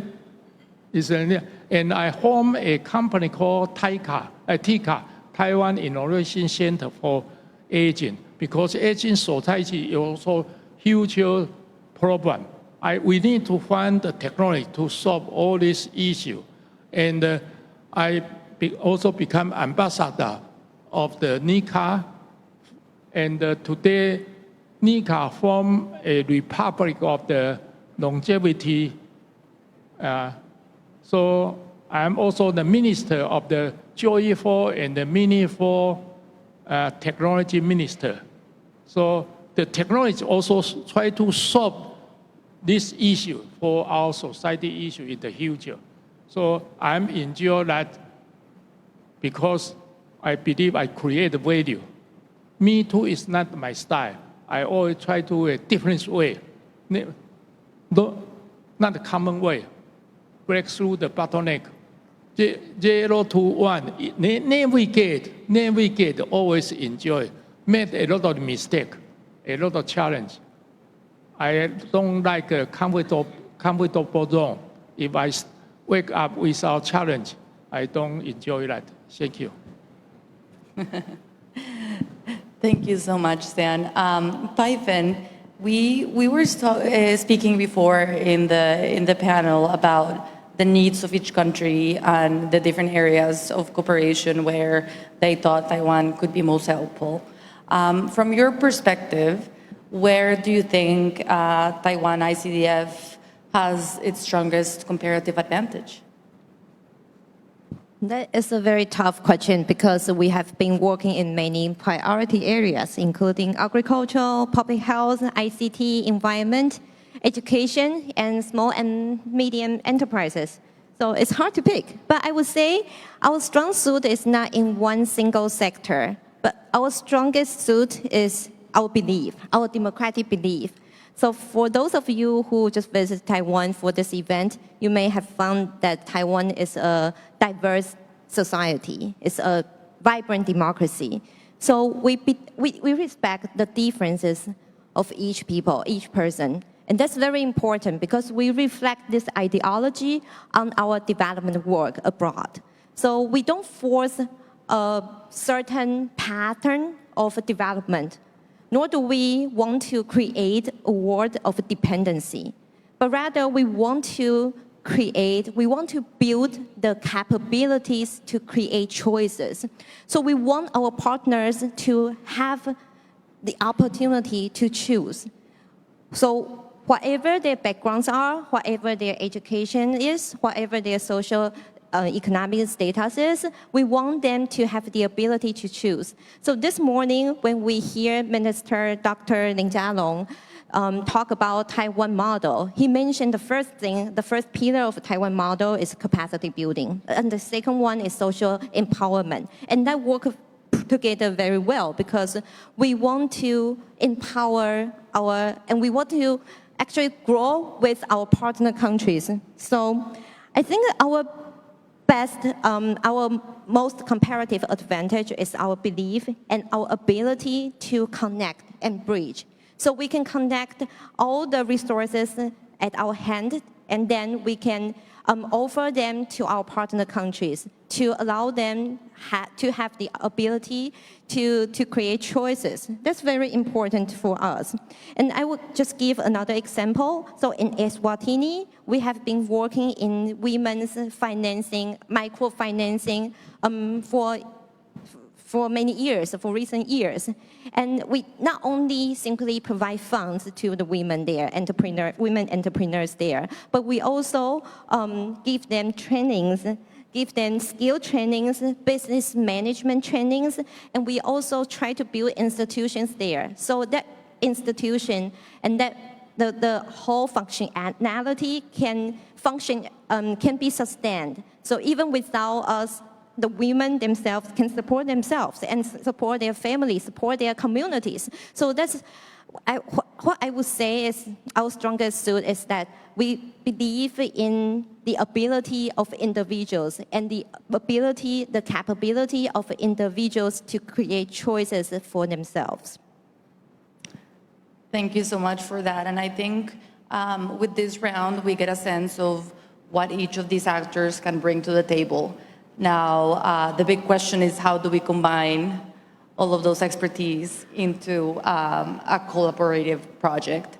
And Razvan, I wanted to ask about some of the big, expensive infrastructure projects, for instance, digital infrastructure. We were speaking before, the minister was saying it's expensive. You need a lot of capacity building, you need trust, you need all of these different aspects.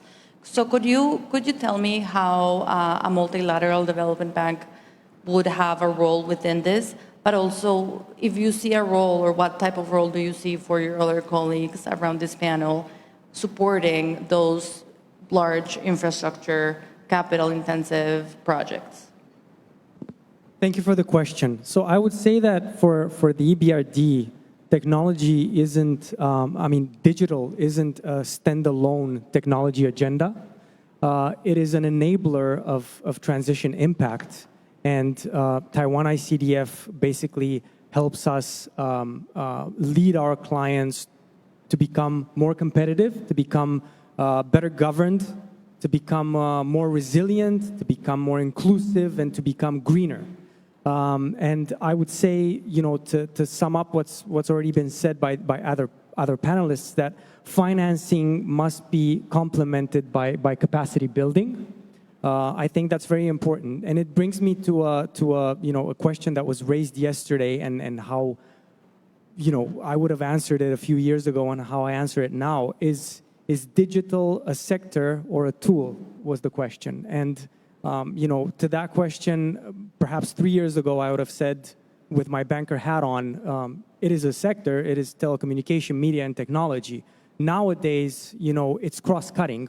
So I think that we see digital across all sectors that we work on. For example, with the digital hub, the sectors that I look at primarily are manufacturing and services, agribusiness, real estate, natural resources, TMT, and I see digital all over them. So I would say, it's very important to move from straight, capital financing to ecosystems where each actor in that equation brings their own added value. The MDBs bring financing and mobilize capital. But local partners are able to replicate and scale these solutions. Through de-risking, we are able to achieve things that could not otherwise be done by just relying on local economies. So I would say, it's a matter of scaling up sustainably and being able to use digital and cybersecurity as a cross-cutting idea across all sectors that we work on. Thank you so much. And Hans, GIZ, it's a fairly large official development aid agency. How can an agency like GIZ work with smaller donors like Taiwan ICDF, like Estonia, and at the same time with those larger development banks? Are there any mechanisms by which GIZ tries to work together or coordinate? Yes, thank you very much. So first of all, I would like to compliment here. So I also agree with you. It's a tool, rather a tool than a sector. Maybe others disagree, but we also put digitalization as a cross-cutting issue over all our sectors. For example, in Indonesia, we put this in energy transition, in green energy, in forest, in urban development, for example. Yeah, and we have been also asked by the government of Indonesia to do so, to actually find digital solution also in the field of agriculture, for example, right? So what we usually do, we are quite a big agency, of course, right? But we are working together, for example, hand in hand with KfW. This is our bank of reconstruction. So, for example, we prepare so-called feasibility study for infrastructure investment, and then KfW would finance it as a loan, for example, right? The same as we are working in close cooperation and coordination with ADB, Asian Development Bank, for example, but also with other donors and organizations. So we are also, of course, looking into, as we also have to create business as GIZ in the future, as we are also now under budget constraints, right, like others. So we are looking into so-called co-financing opportunities with the European Union delegation, with other donor countries like Denmark, like Norway. We are also working together with Australian aid, for example, and also hopefully in the future with Taiwan and also with Estonia, right?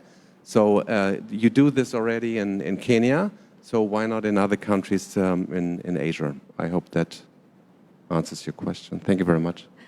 Thank you so much. And staying with that, in that vein of technology, Andrea, I think a question in the panel before was about security. And something that I wanted to ask about is, what are the biggest risks when countries adopt digital governance tools or systems without paying enough attention to cybersecurity, to inclusion, to maintenance, or to institutional capacity? Thank you for this question.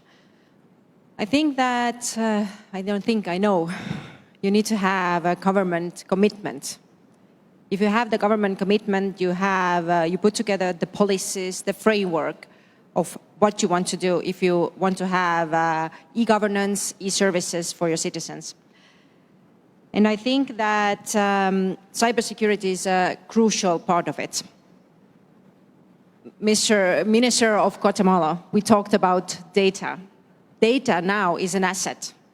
So basically, when the citizens give information or data to the government, we need to assure that it's well preserved and there won't be any kind of data leaks. Otherwise, the trust from the citizens will be lost. It cannot be easily regained. In Estonia, we did the same thing. We did a lot of work before we started with our e-services. It took a lot of trust from the citizens, from every person in the country. For example, nowadays, everyone's very easily sharing their data in the social media, but it's very difficult to share data with the government. I don't know why that is. It's very easy to share with Facebook or Instagram, but with the government still, there are some trust issues. And coming back to that, it is important that everyone knows who owns the data and what is done with that. In Estonia, when we share data, citizens can access whoever has checked your data. For example, when I go to my Estonian portal, I see if somebody has checked in the registries my data. For example, police or tax authority. And I can always ask the government why my data was accessed. So that makes transparency and trust. And coming back to your question, that is why we need to preserve and have cybersecurity well ahead, and the government needs to have the commitment. We had one person also from Nigeria. I heard the question, and now I'm proud to say that we have one project in Nigeria also, where we support them with providing X-road solution, which simplified said is a safe way to transfer information between government and citizens. And I have to say that without the commitment from the ministry side, from the government side, this project won't be available to do. So commitment, policies, framework, this is something that needs to be kept in mind. Thank you. Thank you so much, Andrea.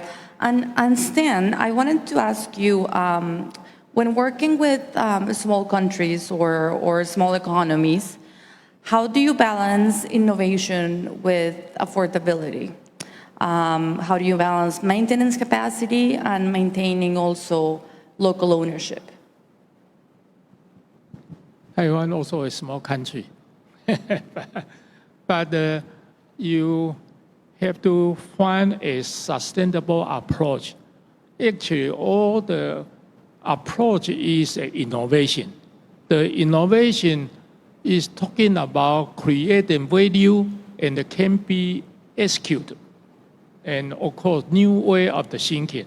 I always talking about out-of-box thinking within the box. The box is you have to create the value, can be execution, and create the value. So this is the mindset, and the mindset, change my mindset first. The second one, you need to develop a mechanism to allow for new way of doing things. And then, of course, they can continue to implement. Actually, for example, the cybersecurity issue, before I retire, I already pay attention. This is a huge issue.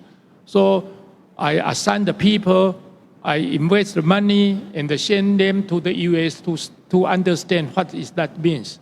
So security operating center, especially like I am the board member of TSMC.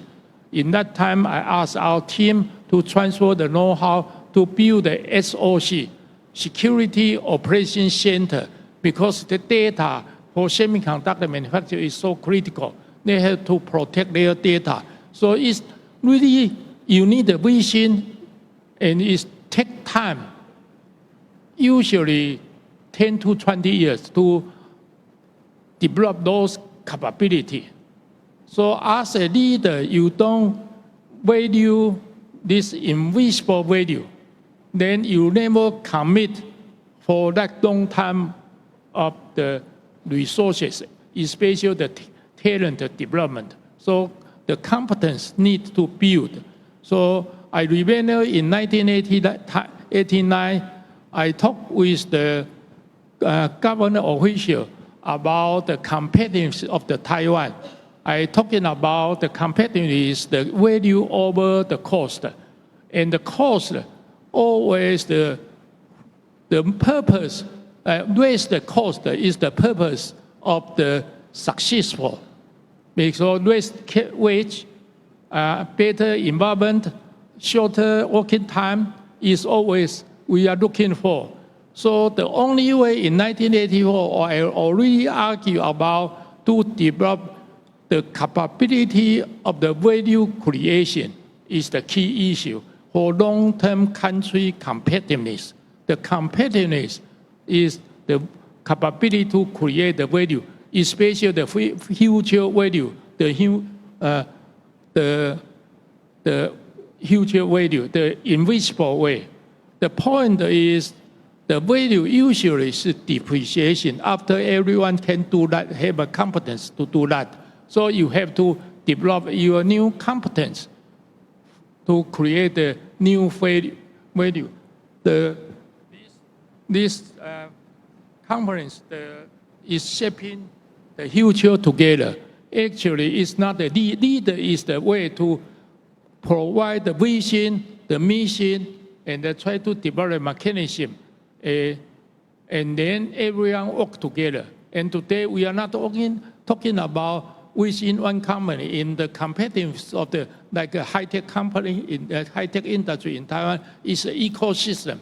In the world, is all the countries they can work together. But how to build a common interest mechanism is very important. This is what I'm talking about, new Wang Dao philosophy, the new leader way. Okay, thank you. Thank you so much.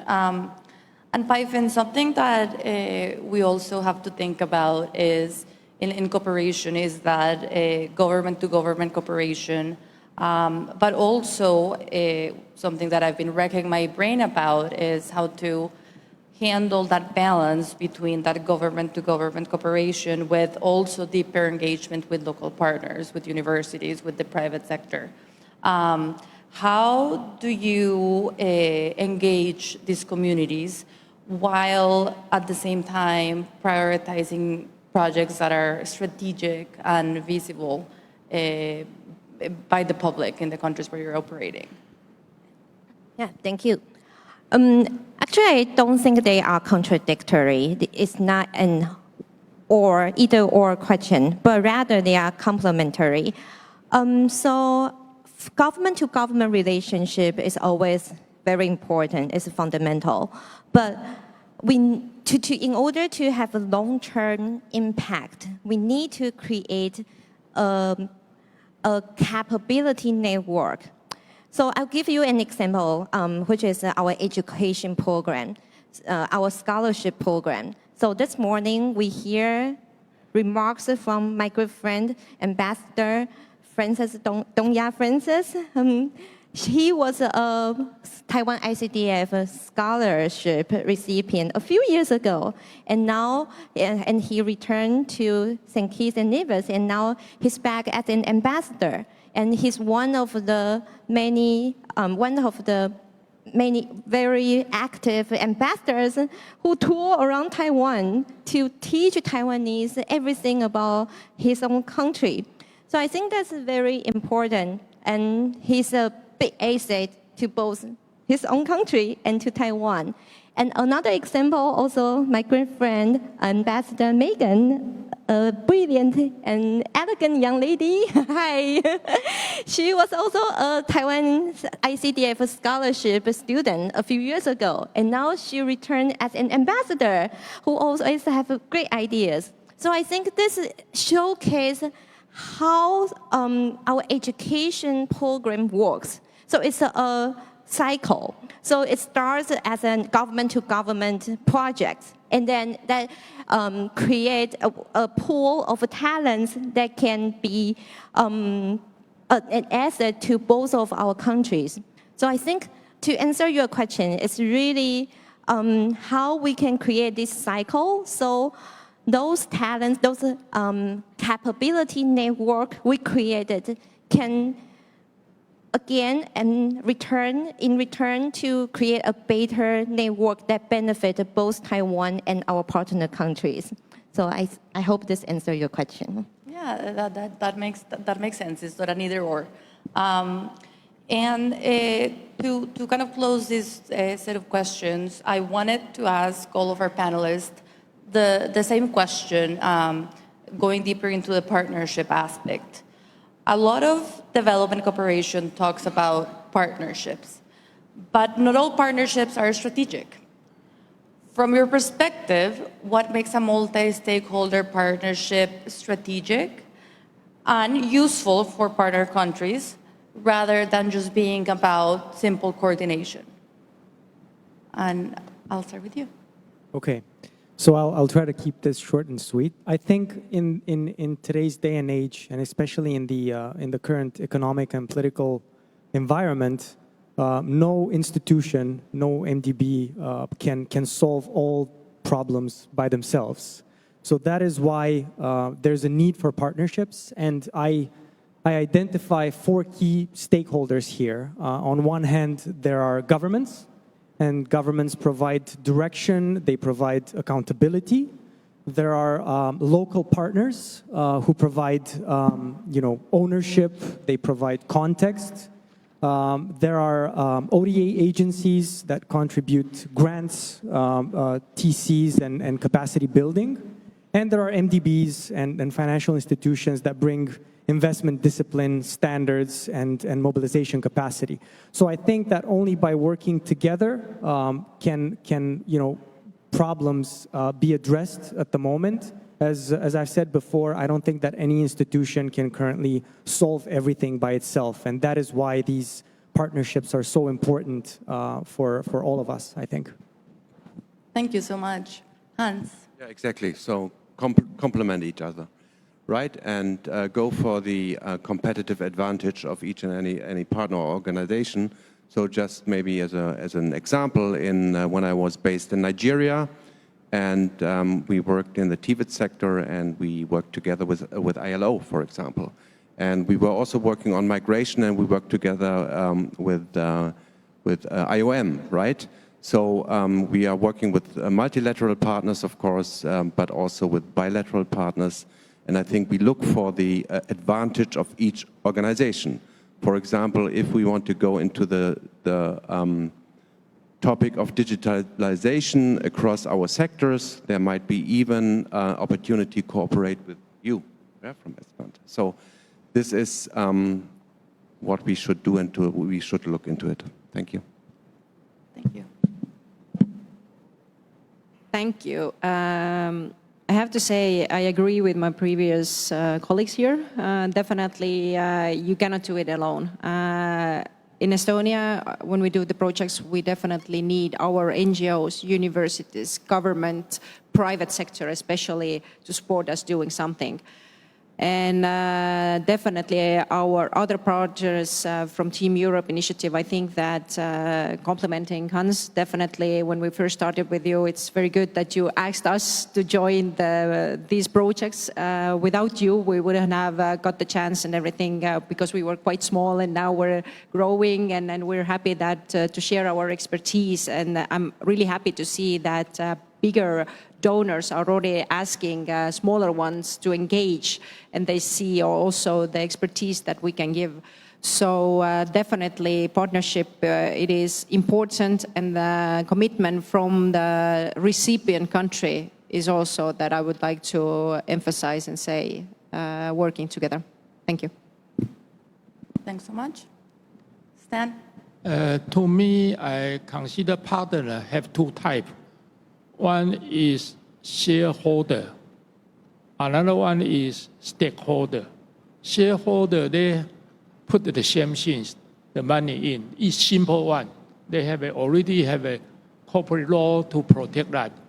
But the stakeholder, every partner, they have a different responsibility connected to their value added to the working together.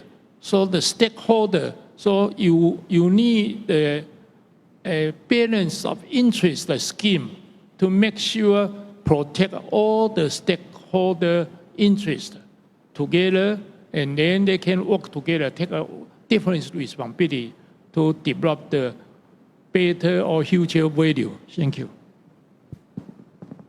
Yeah. So from yesterday's meeting, we talked a lot about donor coordination issues. So the development landscape can sometimes be congested and also contested.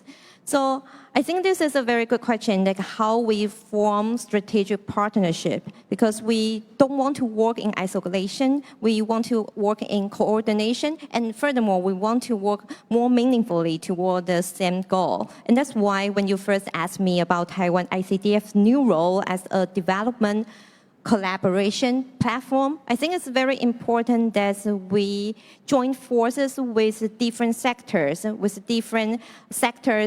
came from different backgrounds with different strengths, so we can really respond to the needs of our partner countries. So this is the key to forming a strategic partnership.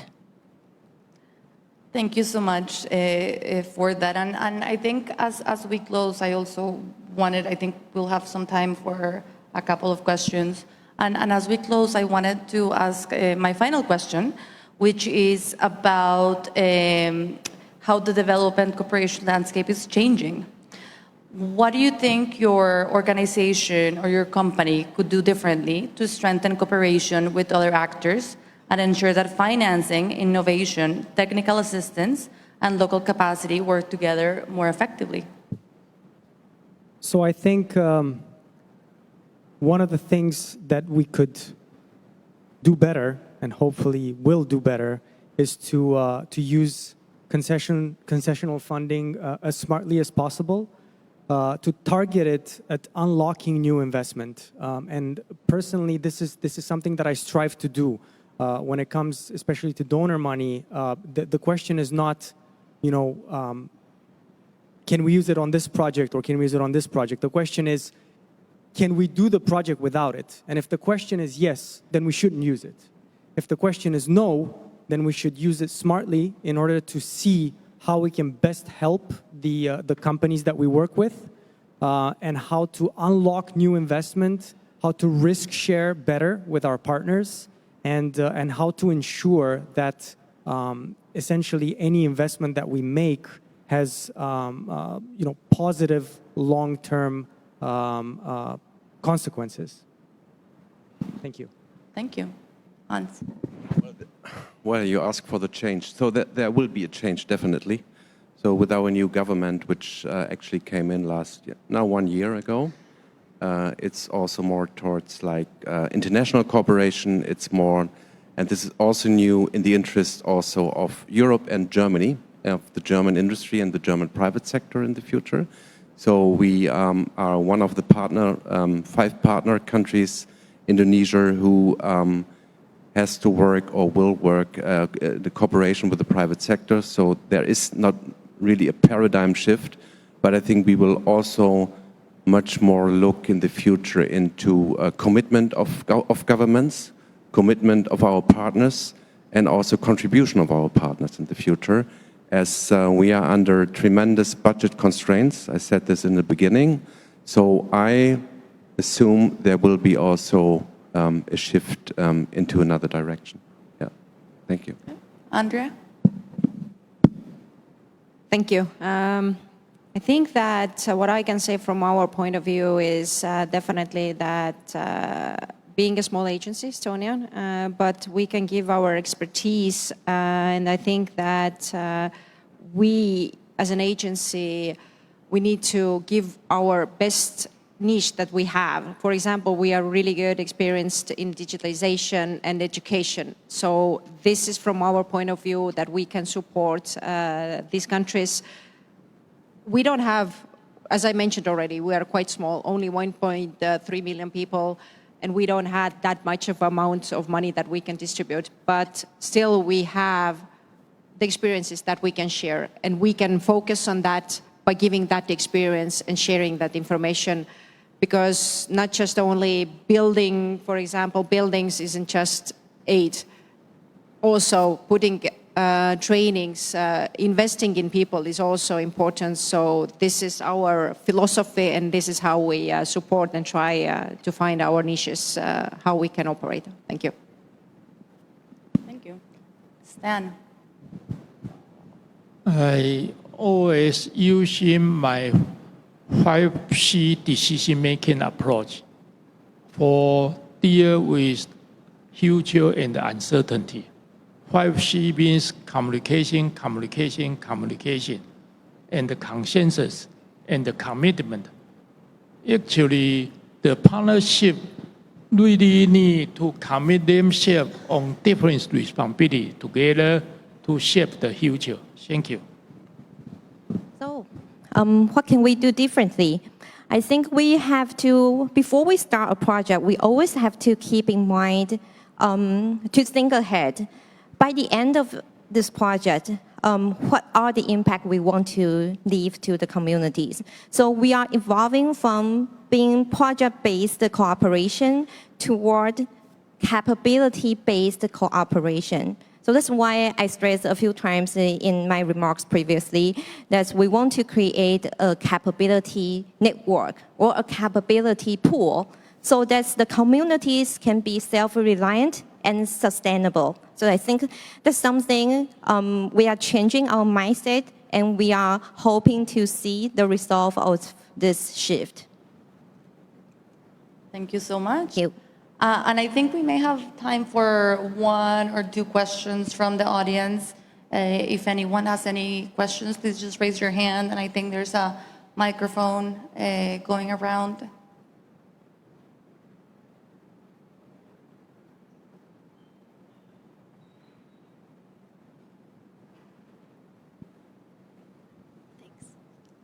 Testing.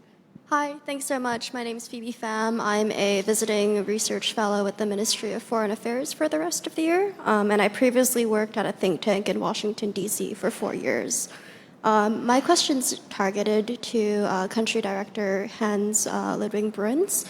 You mentioned that GIAZ is working to you're working in country with Indonesia, with a lot of ASEAN countries overall, but the German government has also revised their China policy. And while Germany maintains friendly, competitive an environment, it is true that you are in the process of de-risking that supply chain as well as the telecom network. My question for you is, how has that progressed so far? I know the deadline is in 2029. And what challenges have you faced with de-risking telecommunication networks within Asia where there is a high competitive nature from red countries? Thank you.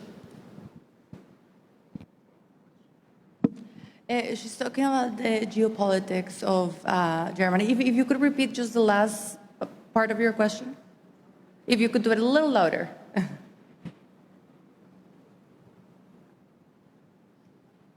Testing. Sorry, is this better? Yes. Awesome. My question to Country Director Bruns is, what steps have been taken so far with risk assessment for transference of China-free supply chains regarding their telecommunications networks?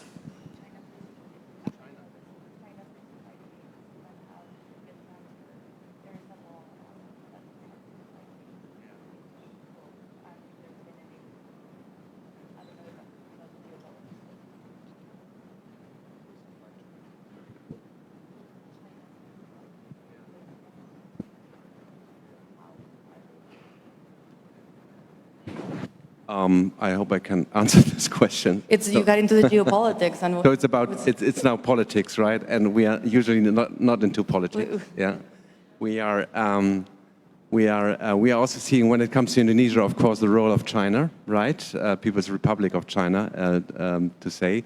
And we are looking also in the topic of like rare earth, for example, for resources, critical resources, yeah.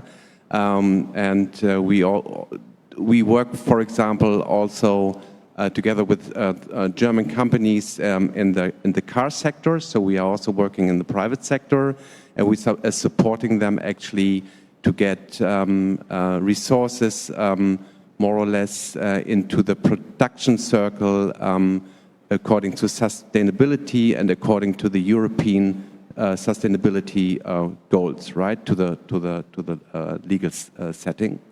And I don't know if this actually answers your question. I'm not quite sure. I think we got a bit into the geopolitics, we have our development practitioners, which try to stay at the margins of politics. But of course, I think something that, as development practitioners, we do need to be more aware of is that those geopolitics matter a whole lot in what we do.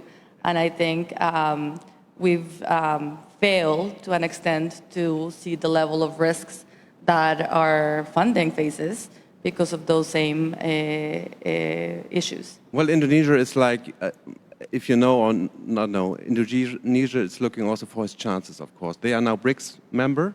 Yeah, they are applying for OECD, for example. Yeah, they are G20, so they have and they are the biggest, by far the biggest economy of ASEAN, right, with 280 million people. And so, for them, they look, of course, into they take their chances in whatever they need when it comes to economic growth, for example, right? So, and the government goal is like 8%. Under President Prabowo. This is not to be achieved currently, but this has to do with the volatile situation, or with the situation, of course, with the Iran war, Gaza, Ukraine, and so on and so forth, right? Because they also depend on Russian oil, for example, but also on Iranian oil. Yeah, I think we could basically start a whole other panel. So before we do that, and let you go on time, I wanted to give each of our panelists a last word, last thought, if they had anything else to say or anything else to add. And I'll start with you. So I think the last thing that I would like to say is that I think it's important to work together. I think that, as I've said earlier, the creation of an ecosystem between different actors moving in the same direction is very important. And I would also like to take the chance to thank Taiwan ICDF for inviting me, for having EBRD here. And it was an honor to serve on this panel with such esteemed panelists and to exchange so many ideas. So thank you very much. Thank you, Razvan. Yeah, same here. I agree, absolutely. Thank you very much for inviting me. And I'm really happy to see different angles from a different situation, because usually the audience is more like the same in all the countries. Yeah, it is like the embassies from the UK, from France, from Germany, from just to name some of them. And I think this is a complete different perspective, and I actually like it. And I think there are so many challenges worldwide, not only when it comes to climate, when it comes to energy or sustainable economic development. I think we need to partner, otherwise it's just not possible to manage this. Again, thank you very much for the invitation. Thank you, Hansa. Andrea? Again, digitalization, using microphone. Thank you from my side also. It's been a pleasure to be sitting around here with you. It's been quite impressive talks. Yesterday we had really insightful discussions, and also privately, thank you so much for that. What I would like to say, compliment also that partnerships and cooperation is the key words. Definitely, you shouldn't do everything alone. We should partner. We should listen to each other, find the best expertise that every